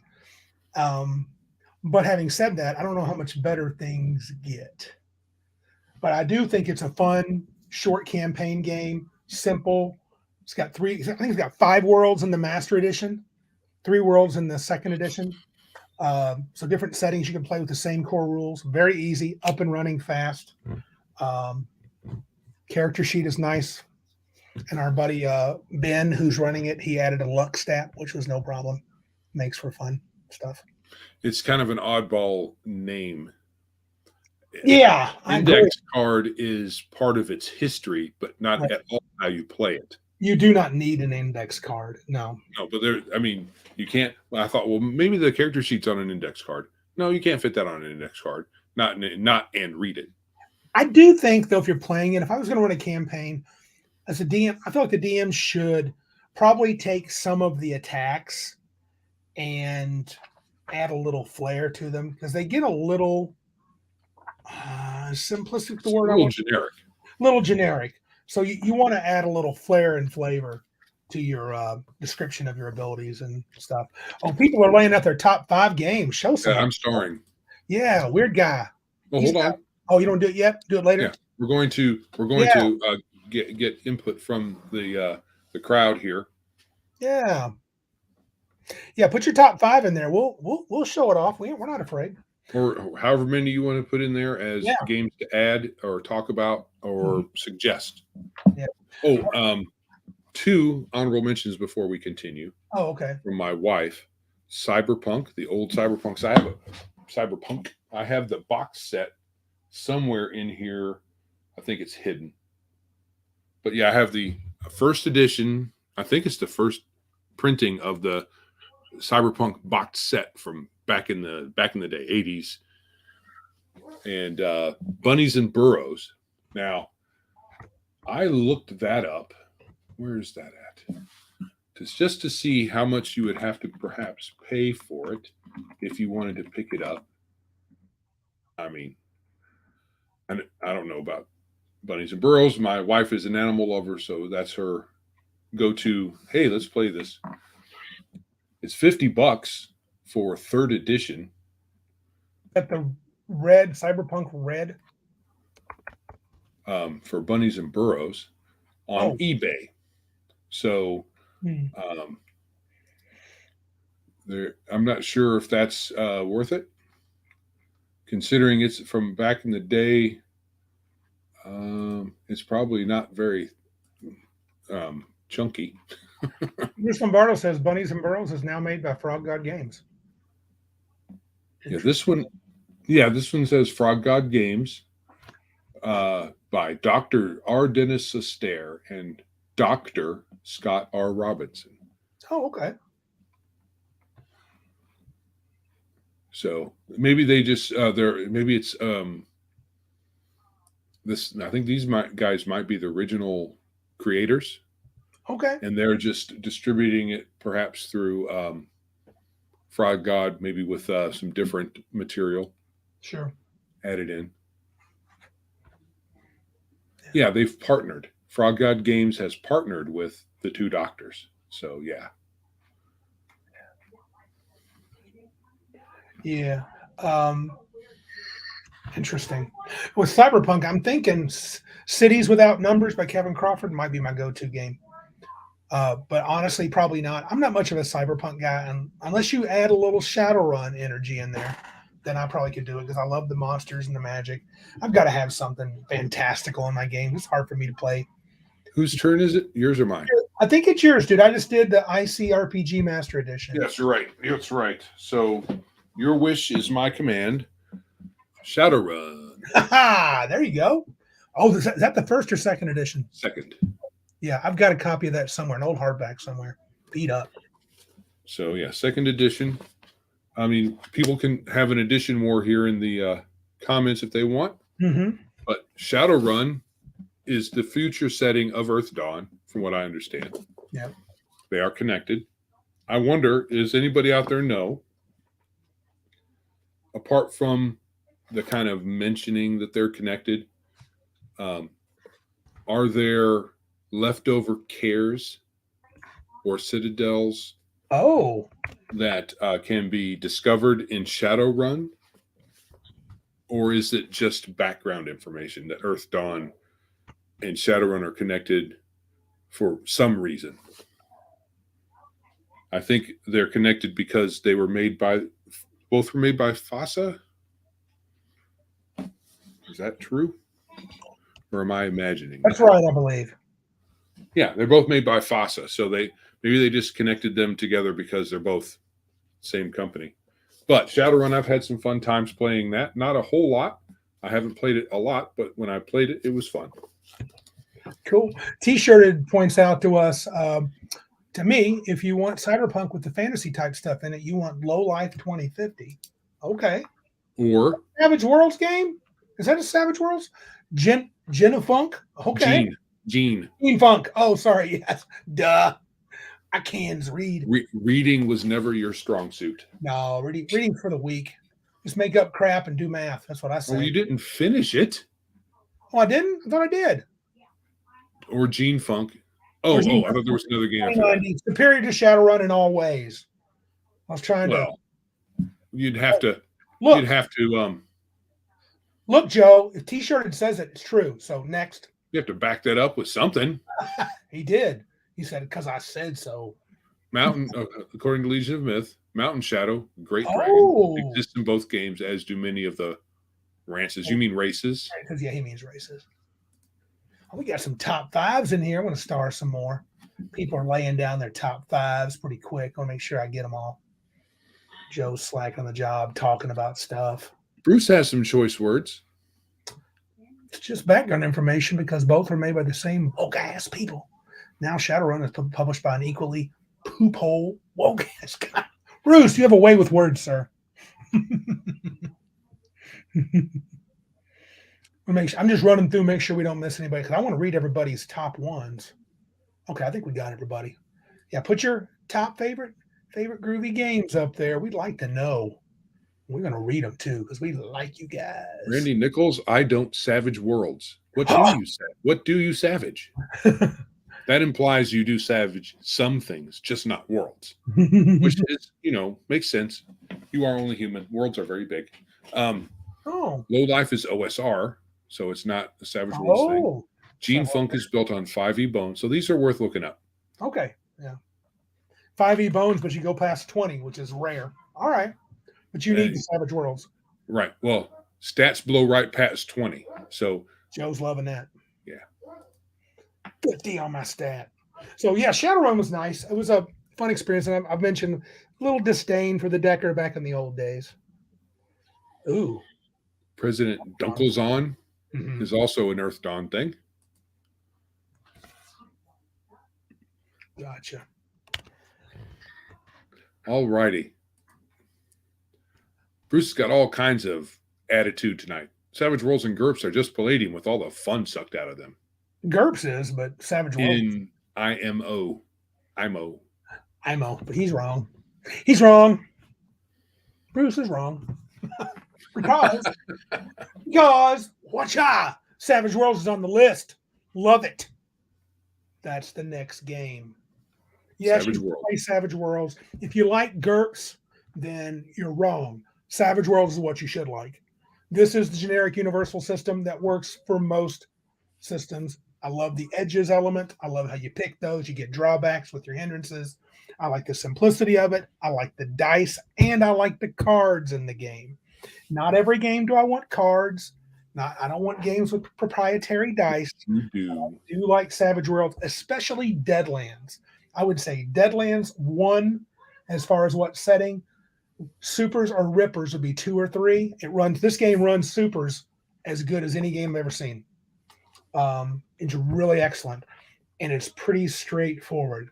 And I like Savage Rifts. I know that's probably heresy. but I think it's a great game. Patrick Demo is under the impression that GURPS is a venereal disease. Yeah. I still would like to see a Shadowrun Savage Shadowrun setting. I know they have, what is their cyberpunk setting? Is it Slipstream? No. Yeah. Savage Worlds does have some problems. Can get a little swingy. And I It think can get very swingy. it can get very swingy. And I think it can okay, don't show this, but we're going to talk about that. T-shirt just said I was just going to start said that. something that hurt my feelings. Yeah, there it is, Malachi. Interface 0. Yeah. What did you call it? I called it. There's a game called Slipstream. He said Interface 0 is the one. Okay. So, you got it. Max has the solution for Patrick's issue. GURPS cannot be a venereal disease. People who play don't have sex. Here is something that might sway some people if you are on a budget. Check this out. Yes, Savage Worlds is inexpensive. Yeah, I believe that $16.99 is for the deluxe version. Not tons of differences that really truly matter. You mean $15.99? Isn't that? Oh, $15.99. Thank you. And then you can buy tons of setting books on eBay. I've got most of them. Even this one is when they say Explorer's Edition, like for the deluxe, it's small. But there's also the original Explorer Edition, which is very simple. And it was $10 brand new. Bad thing is the shipping. It looks like can't get away from that. Here's an Explorer's Edition for $15.99 with free shipping. So you can't beat that with a stick, folks.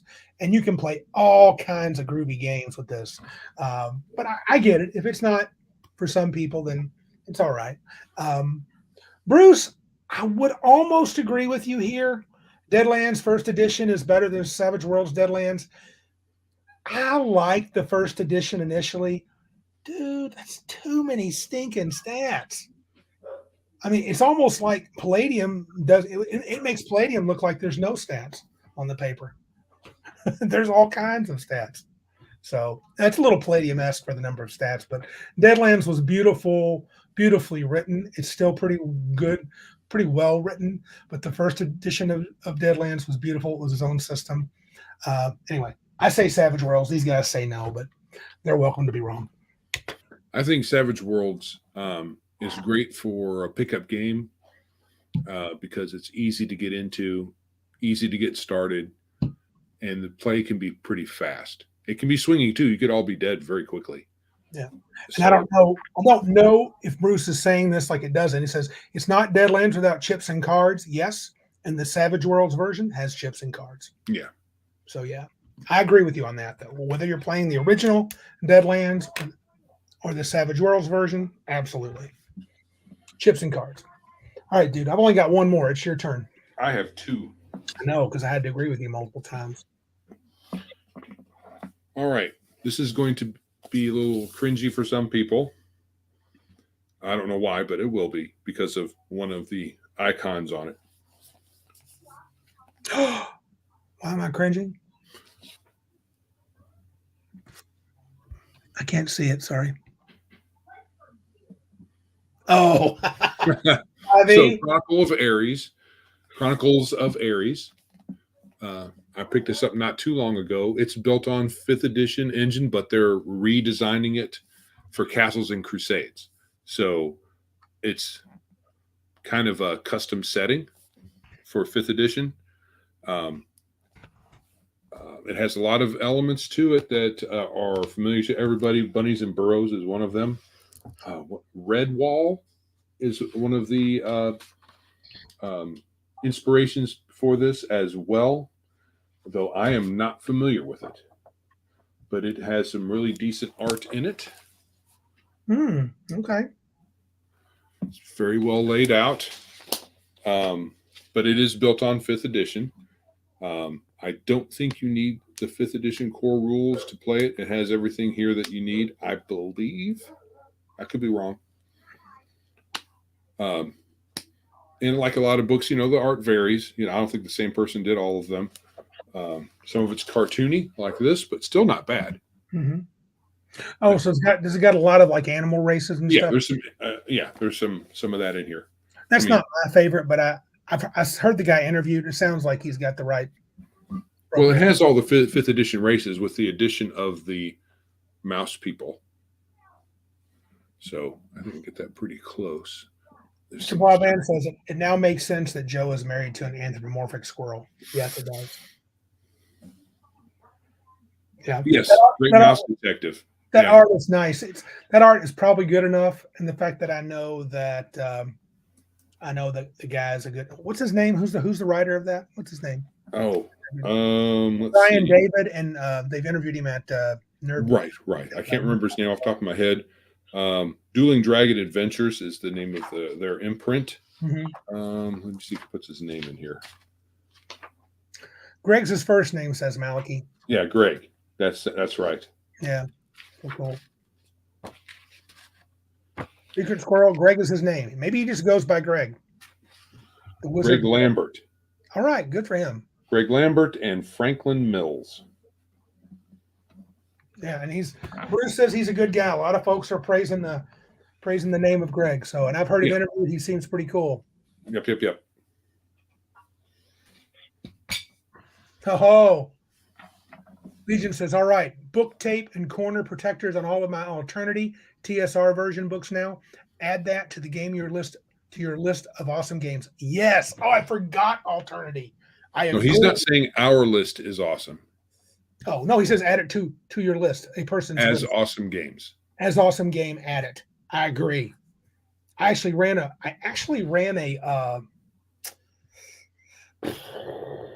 Yes, this is correct. Aliens version, yeah. Greg does the YouTube panel circuit. He sure does. Good for him. I think he was in a bit of a panic when the OGL stuff came out, like a lot of other people. Which is why he's changing over to Castles and Crusades. Oh, is he? Smart dude. Smart dude, man. Screw that stuff. Don't go down that road. Yes, okay. You are. I was just about to mention that. He sure did. Historian has him on his panels a lot. Yeah. He panels with T-shirt. Bruce is saying things that I'm very disappointed in. I like Bruce. He is starting to disappoint me. Roll Master is literally not greater than any game by default. See, now this your list of awesome games. I can't type according to these. Well, these are just good alternatives. Now, if you like Roll Master, I think Patrick Demo in the house, he likes a little Roll Master action.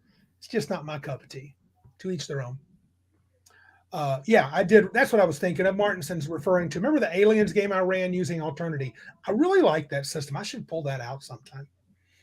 Hackmaster is greater than Rollmaster. Okay, Bruce, you finally said something good. I think we could say all the games we've mentioned except GURPS is greater than Rollmaster. Just a small. But I won't say that. Rollmaster's not that bad. Because of the commutative property, that would mean Hackmaster is also better than Alternity. That's true. Boo. But all these games will pale in the game I'm about to show you guys.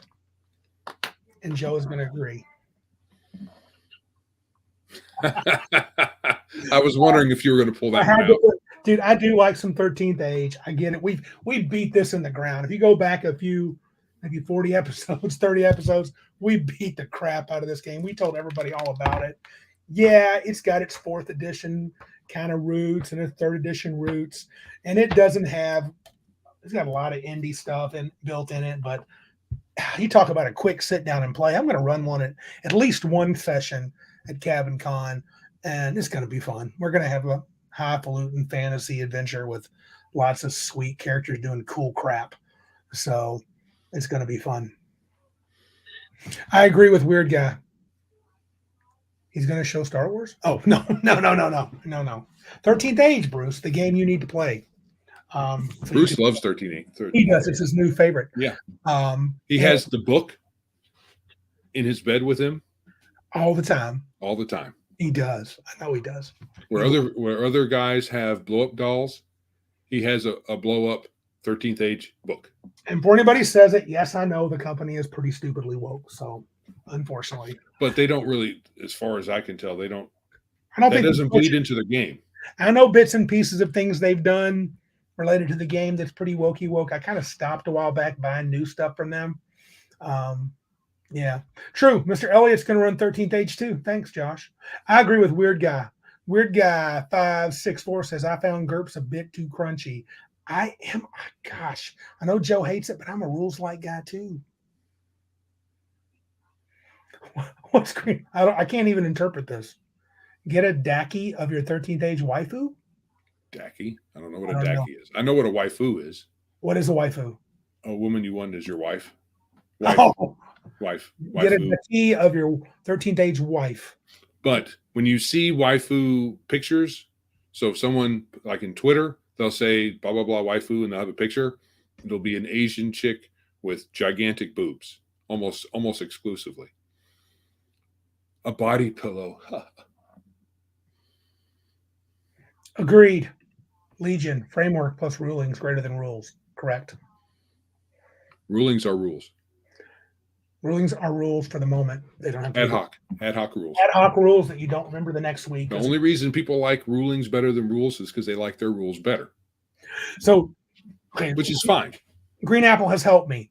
So Daki is a body pillow. Yes. So get a body pillow of your 13th Age wife? Waifu. Okay. For Bruce, right. For Bruce. Extra D. Okay. All right, guys. Did you have another game then, Joe? I do. This is another game I haven't played, but will hopefully I will play it. Yes, the precious Hyperborea. Right on. This is another OSR game it's based on D&D, but it does some different things. I haven't really gotten into it too much, but I've listened a lot to folks talk about Hyperborea. There's a lot of classes. Mm-hmm. A lot of like fighter and like rogue classes, just a buttload of them. I've always, it has the one thing that annoys me about a lot of OSR games is it stops at 12th level. No, a lot of the clones, we're only going to play to 4th level. Yeah. That's where the fun stops. But honestly, it'll take a long time to get from 1st to 12th level if you go according to the way you get XP in this game, from what I understand. It's a slow burn, very slow burn. I'm very close to 56 years old. I don't have time for large experience point charts. I'm not interested. I'm just not. Not with my D&D fantasy. Yeah. Even anything that's kind of a clone, which, it's not technically D&D, but dude, you guys are going to level faster than that. I don't have time for that. That might be a topic. Yeah, it's that's a topic. Hold on, that's a topic. Yeah. Advancement speed. Yeah. I'm kind of it has the same I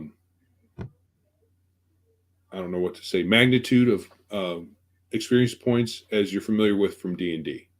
So 1st to 2nd level, 2,000-ish, and then it doubles until it starts, so it just adds a few 100,000 per level from there.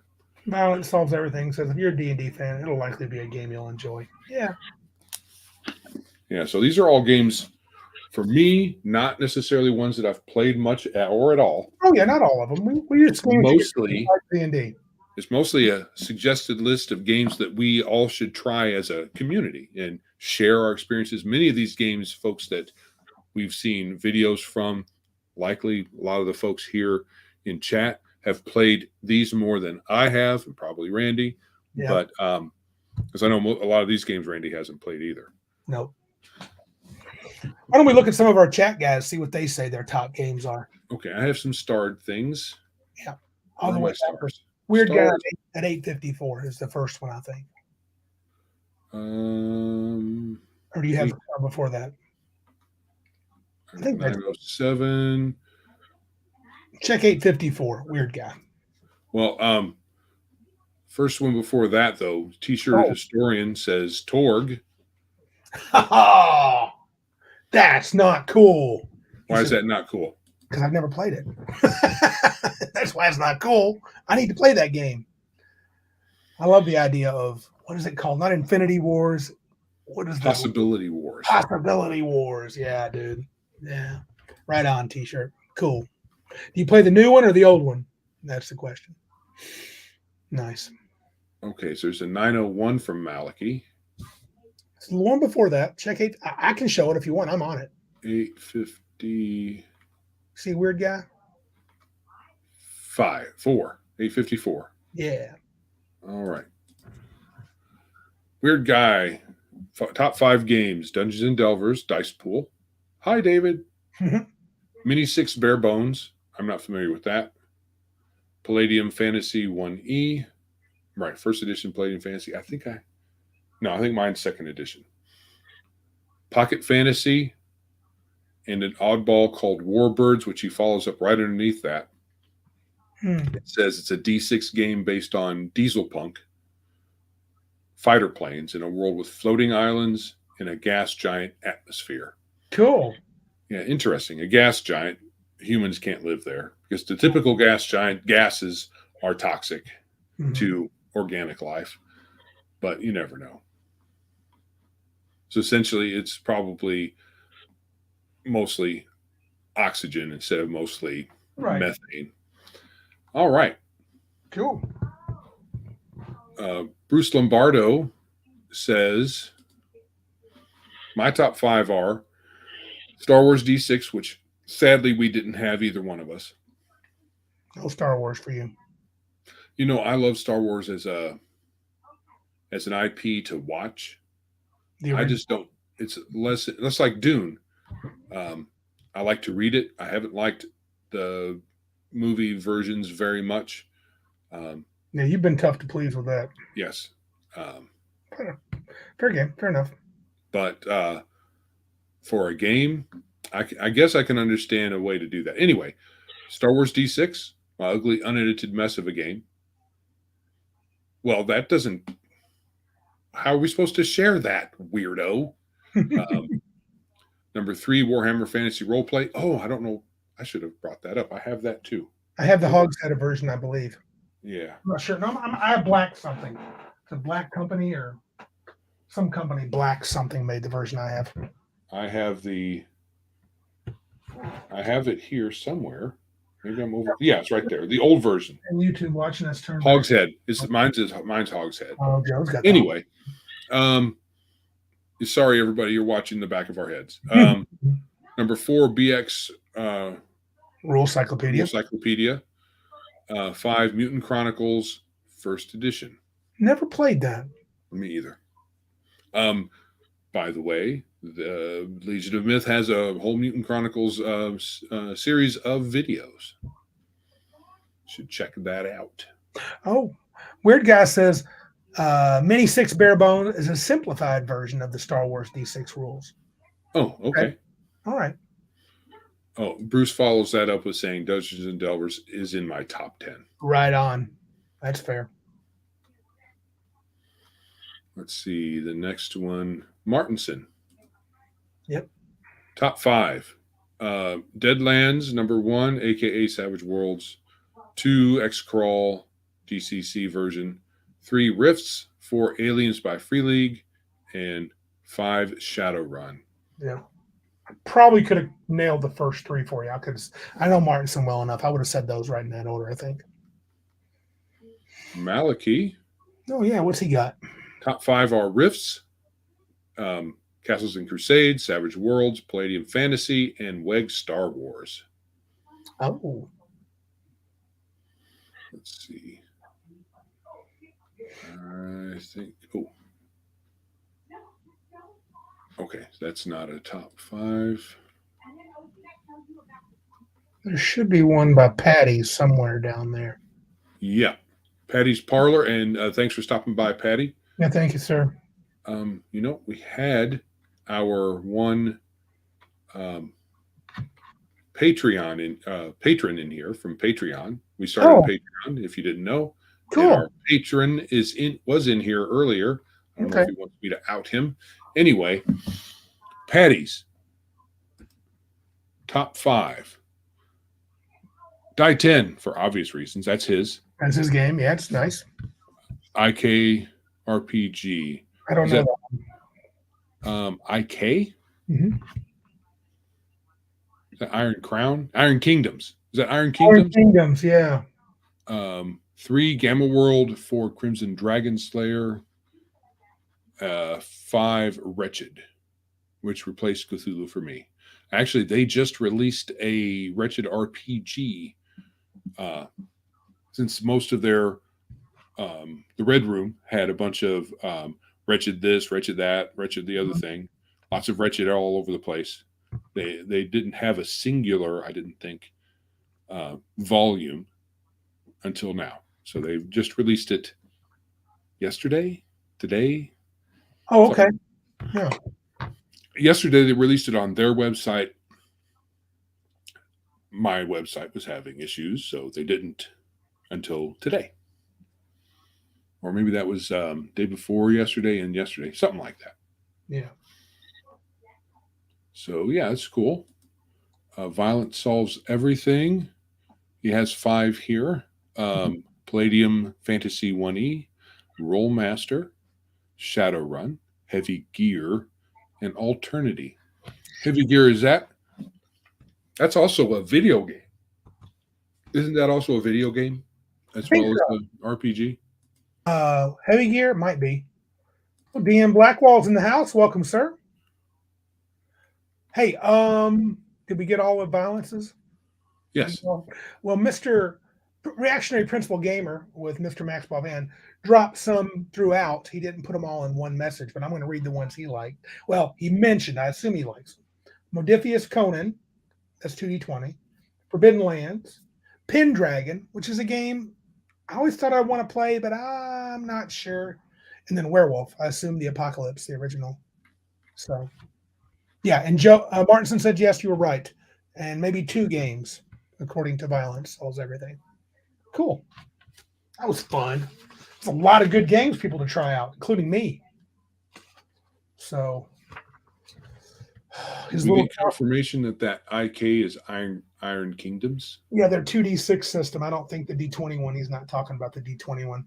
A buddy of mine worked on the D20 one. So, DM Blackwall just finished his little council meeting, or the High Council. I'm not sure what it was. So. Legion didn't get his up. Let's put Legion's up. He's a quick repost. Earthdawn, After the Bomb, Forbidden Lands, Hyperborea, and Star Wars D6. Okay. Star Wars D6 is popular. Yes, it is. Yeah. All right. Cool. Wow. It's 9:30? Shoot. I don't know if we ought to do that next topic. What do you think? I think we had a good run. We sure did. But that's what we're here for, right? Talking about games. Who doesn't want to? Oh, yes. Patrick loves Lone Wolf.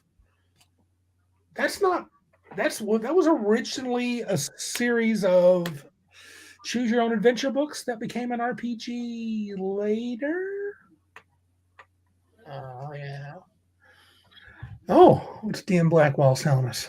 Looking forward to trying out your favorite games in May. Hope you guys enjoy mine too. I love Star Wars D6 and 3.5, D&D 3.5. Yes, we loved playing it back in the day. Yeah, we were way into, and I'm not opposed to playing it again. I'm just kind of out of practice. I wouldn't remember all the rules that we used to have down pat. The best thing is Wizards of the Coast is kind of showing 3rd edition. It's back. So. Yep. Good. Buy the stuff. I've got 3.5 stuff. It's ridiculous. Yeah. So yeah, I got this big stack of books out, and I will be getting Stars Without Number at some point. Yeah. Hardcover, and I'm going to chew through all of them and hopefully play some of them this year. I would like to play something in each one of those this year. We need to really commit and make that happen, because those are some great games. I want to pull out Phase Rip too. I want to play that again, but we got to get Dungeons and Delvers and what's the other one? Troll Lords, Castles and Crusades. Yeah, DM Blackwall is going to be running us some Horde Wars at Cabin Con. That's pretty sweet. I'm looking forward to that. Yeah. I hope that's true, Bruce. It says Wizards of the Coast is letting people eat their lunch. It's glorious. And dude, I don't think they care. Since we're not going to do the next segment, it's too long. We'll push that to next week. But I'm telling you right now, I'm pretty convinced after I've watched several people's videos since the whole kerfuffle, I don't think they give two craps in the end because they're going to make D&D something it was never meant to be. Everybody on the opposite side of the fence from us that was whining after the major kerfuffle, now it's all hugs and kisses and forgiveness. And there's even people on Twitter that are like, I can't believe you guys didn't forgive Wizards of the Coast after they made everything right. I'm like, they haven't made everything right. I mean, no, Bruce wants us to do the next segment. He's getting his beer and eggs ready. That's hilarious. It can be quick. Are you tired though? We can do it if you want to. We can, yeah. It doesn't have to be long. I just think it could turn long because these hippies here, man, they're going to say stuff and they're going to get me going. I mean, it's just about alignment. I know. How could alignment cause That's very uncontroversial talk. Everybody agrees about alignment. The other non-controversial topic would be which alignment system is better. Oh, right. We're not doing that one exactly. Oh, this is a D&D topic. Let's do it. Let's just do it. There's a D&D topic, right? Alignment languages. Originally, I thought this was going to be a quick hit and hard target, but it's not going to be that quick. And I gave a link, and you could, I'm sure we'll put it in the show notes where I got some of these quotes. Oh, he says, save it, cliffhanger. And to be continued. Is that what we're going to do? You know what I should do is rig up a to be continued thing. Yeah. The one that I really hated it on when I was a kid was the $6 Million Man. Right. And it would be, $6 Million Man was like about to die. And then everything the screen would freeze and say to be continued on the bottom. Should we tease them? Maybe to give a homework assignment? Sure. You look in every alignment 5th edition version of D&D and look up alignment, and then have a 10-page essay. Well, that's not an essay. Yeah, have an 10-page report written out by next week. Yeah. Okay. Look, I don't think I can do this because I do got to get up early. Okay. So, yeah. So we will cliffhanger this. Yeah. Yeah. Sorry, guys. I'm kind of. You're supposed to freeze. Yeah. You ruined it. What's that? We're supposed to freeze. Oh. But yeah, to be continued next week. We will talk about alignments. Yep. We will probably I don't know. Alignment languages are kind of part of it. Mm-hmm. That's kind of what I wanted to focus on was the idea of alignment language in D&D, not alignments in general. Oh, alignment languages. Yeah. So yeah, that's true. I thought I kind of saw alignment and kind of glossed over the rest. I could go back and I could rejigger this some and make it a little more interesting too. So okay, what we are going to do before we knock off is finally, after how long has it been? Mm-hmm. Probably, and I can't tell because stupid Anchor FM doesn't put a date next to these voicemails, but it's probably been a good couple of months. We are finally, because I finally figured out how to work audio now that I'm on Linux, and no matter how much the Firefox people say it works perfectly with StreamYard, it does not. They are a bunch of liars. So I ended up having to download Google Chrome, and that's the way to make it all work. So I'm going to share the screen. Cool. And there, and there. So just 3. This is what? A month late, 3 weeks late. At least. All right, John, it's for you, baby. We love you that much. The much anticipated message. Hey guys, John here again for the Red Dice Diaries. Just started listening to your episode about the great old D&D modules, but I have to say I'd be interested to hear what you guys think about the latest edition of Hyperborea.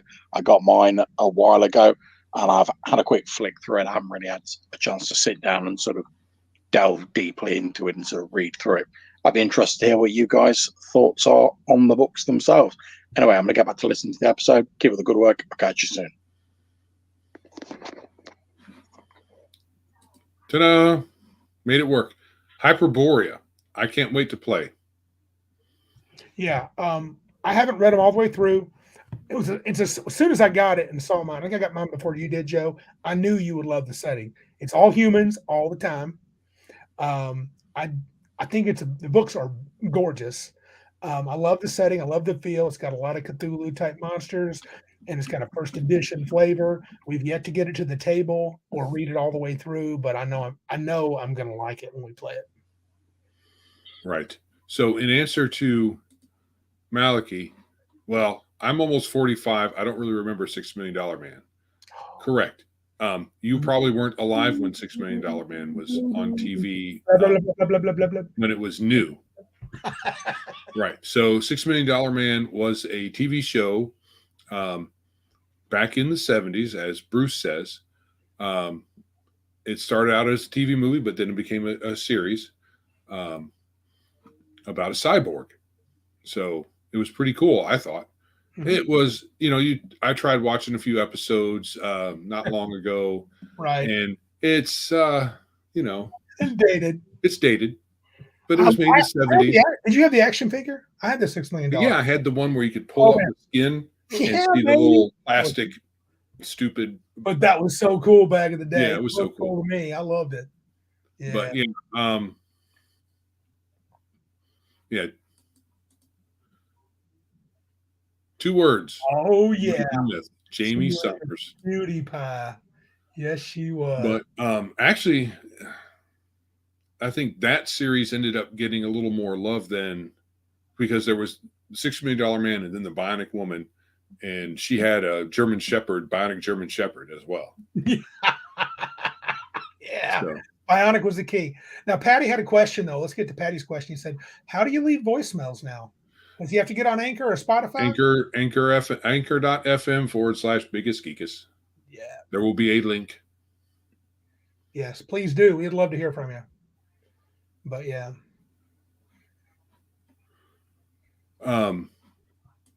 Yeah, she easy on the eyes. Yes. She was. Yep. Who was it? Not Lee Merriweather. What was her name? Jamie. The Bionic Woman's name? Lindsay Wagner. Lindsay Wagner, yeah. Yeah, I had a bit of a crush on her back in the day. Oh, well, sure. She was cute guy. But yeah, it ran for a few years. Oh yeah, it did. It had 2 or 3 seasons at least. I feel like the Bionic Woman might have been longer than the $6 Million Man. They had a few TV movies. None of them were any good. Yes, I did say Lee Merriweather. And I know she was Catwoman. Catwoman. 1 season on the 3 seasons of Batman, the TV show. And in my opinion, she was probably the best looking cat girl. No, Julie Newmar. Julie Newmar, yeah. Julie Newmar. Uh-huh. Yeah. That's true, Bruce. It is. She's a different kind of woman now. Yes, she was the Catwoman. Julie Newmar was for me. Good time right there in the old pre-puberty days. Yes. All righty then. So, all that being said, yes, John, we are looking forward to delving deeper into Hyperborea at some point. It has a lot of cool things to it. I know I've heard he's probably already played about the world that they live on being kind of just out in the middle of nowhere all by itself. Yeah. It's like a country that's floating out in space or something. Who's the guy? Jeffrey Talanian. He seems like a pretty good Talanian. But I like the art. It's evocative. It's kind of evocative, of the old D&D books, really. They had he had a cool box set. I've seen the first edition box set. It looked pretty funky. It had the weird binding on the different little booklets. It was kind of cool. But the new book is slick. It's slick. Very I different. don't care for the initial No, graphic. that's It's kind of almost impossible to read. right. I know he's kind of trying to evoke something there. Oh, dude, look at Flady One. He said, thanks for the recommendations. His Traveler, Reverse Dungeon, and Rogues Gallery arrived today. Oh, remember from last week? Traveler, Reverse Dungeon. He talked about Reverse Dungeon and Rogues Gallery. We talked about that. All right. Well, yeah. And RPG Digest, for those that are interested, which is me, they are covering Hyperborea all of April. Excellent. He says it would be cool if we covered it as well. Dude, I'm not against it. I'll pull it out and play it and then cover it. We should do that. We need to do this. Oh, that's right. We got to promote this man. Don't forget Patty's Parlor, Patty's Game, Mutants releases this Friday on Big Geek Emporium. Free game, tabletop war game. Go get it. Thank you, sir. Cannot believe we're host you like that. Nice. All right. Before we get sucked into anything else, Yep, we should probably get the H out. we should. If you'd like to support our show, please like, subscribe, and share wherever you're listening or viewing the show. We're on all the socials, videos and podcast places, well, particularly YouTube, PayPal, Streamlabs, Anchor, Ko-Fi, Patreon. Patreon too. We have a relatively new Patreon thing, so please check that out. I have one patron so far. I haven't gotten any notification of anyone else, and the patron is here. Yeah. If he wants me to out him, I will announce who he is. Out. Even if at least his screen name. Don't do it yet. If you don't want us to, don't do it. So, yeah, website www.biggestgeekspodcast.com. Email the geeks. Tweet at biggestgeekspodcast.com and Big Geek Emporium. Games your way, baby. Bye. Games your way. Yeah. Lady says, sweet. All right, cool. Anyway, guys, good night. Man, what a good crowd tonight. It was fun talking about our favorite games or alternate games to D&D for me and Joe, but favorites came up. Anything else, sir? I don't think so. I think Flady's giving us the high sign. Oh, he is our one patron so far. Our man, Flady the First. All right, cool. Yeah, Bruce. Thank you for being our patron at the $10 level. Oh, that's we'll have to come up with some content for him. Okay. Well, let me know. And I noticed I missed that last week, by the way. I was listening to the old podcast. I always try to re-listen to them to know if I missed anything. And I think when I got pissed at L, I had lost all focus. Last week I really lost it on L. But which he's welcome back. I'm not kicking him out. He's welcome back. I hope he comes back. Hope his feelings aren't hurt, but he kind of got on the wrong side. Anyway, I noticed you said we got Patreon, so we're going to have some. I noticed I was working out at the gym, and Joe's like, "We're going to be providing content for people at different levels," and I'm like, "Adventure content." I was like, "Well, I've got some. I just didn't think about it, but I will happily contribute to that." So, hey, don't feel obligated, Patty. He says you might go throw us some money, dude. Just showing up, supporting us. That's great. Flady's just one of our really rich friends, so he's very wealthy. If he can afford Traveler, Reverse Dungeon, and Rogues Gallery, he got it on eBay, which is probably where he got it from. Well, $10 today was worth about $1,000. Back in the the turn of the 1900s to 1800s and 1900s, is worth about $1,000 then. It's like 1,000 gold pieces. He's giving 1,000 gold pieces a month. That's awesome. It's only worth $10, but it sounds good. So, yeah. All right. You ready, Joe? You ready to get out of here? Yeah, we are ready. We didn't this entire time, the entire show. I know. We didn't do the thing. Do it now. Do it now. Subscribe as we leave. As we leave, like and subscribe. Subscribe. Oh, Freddy said he grabbed some beat up copies. He got some beat up copies. Good move, though, dude. Yeah, subscribe and like and all that good stuff now that we're done. Anyway, let's get out of here. This is Randy. And this is Joe. And remember, you can't be big like us and be geeks like us.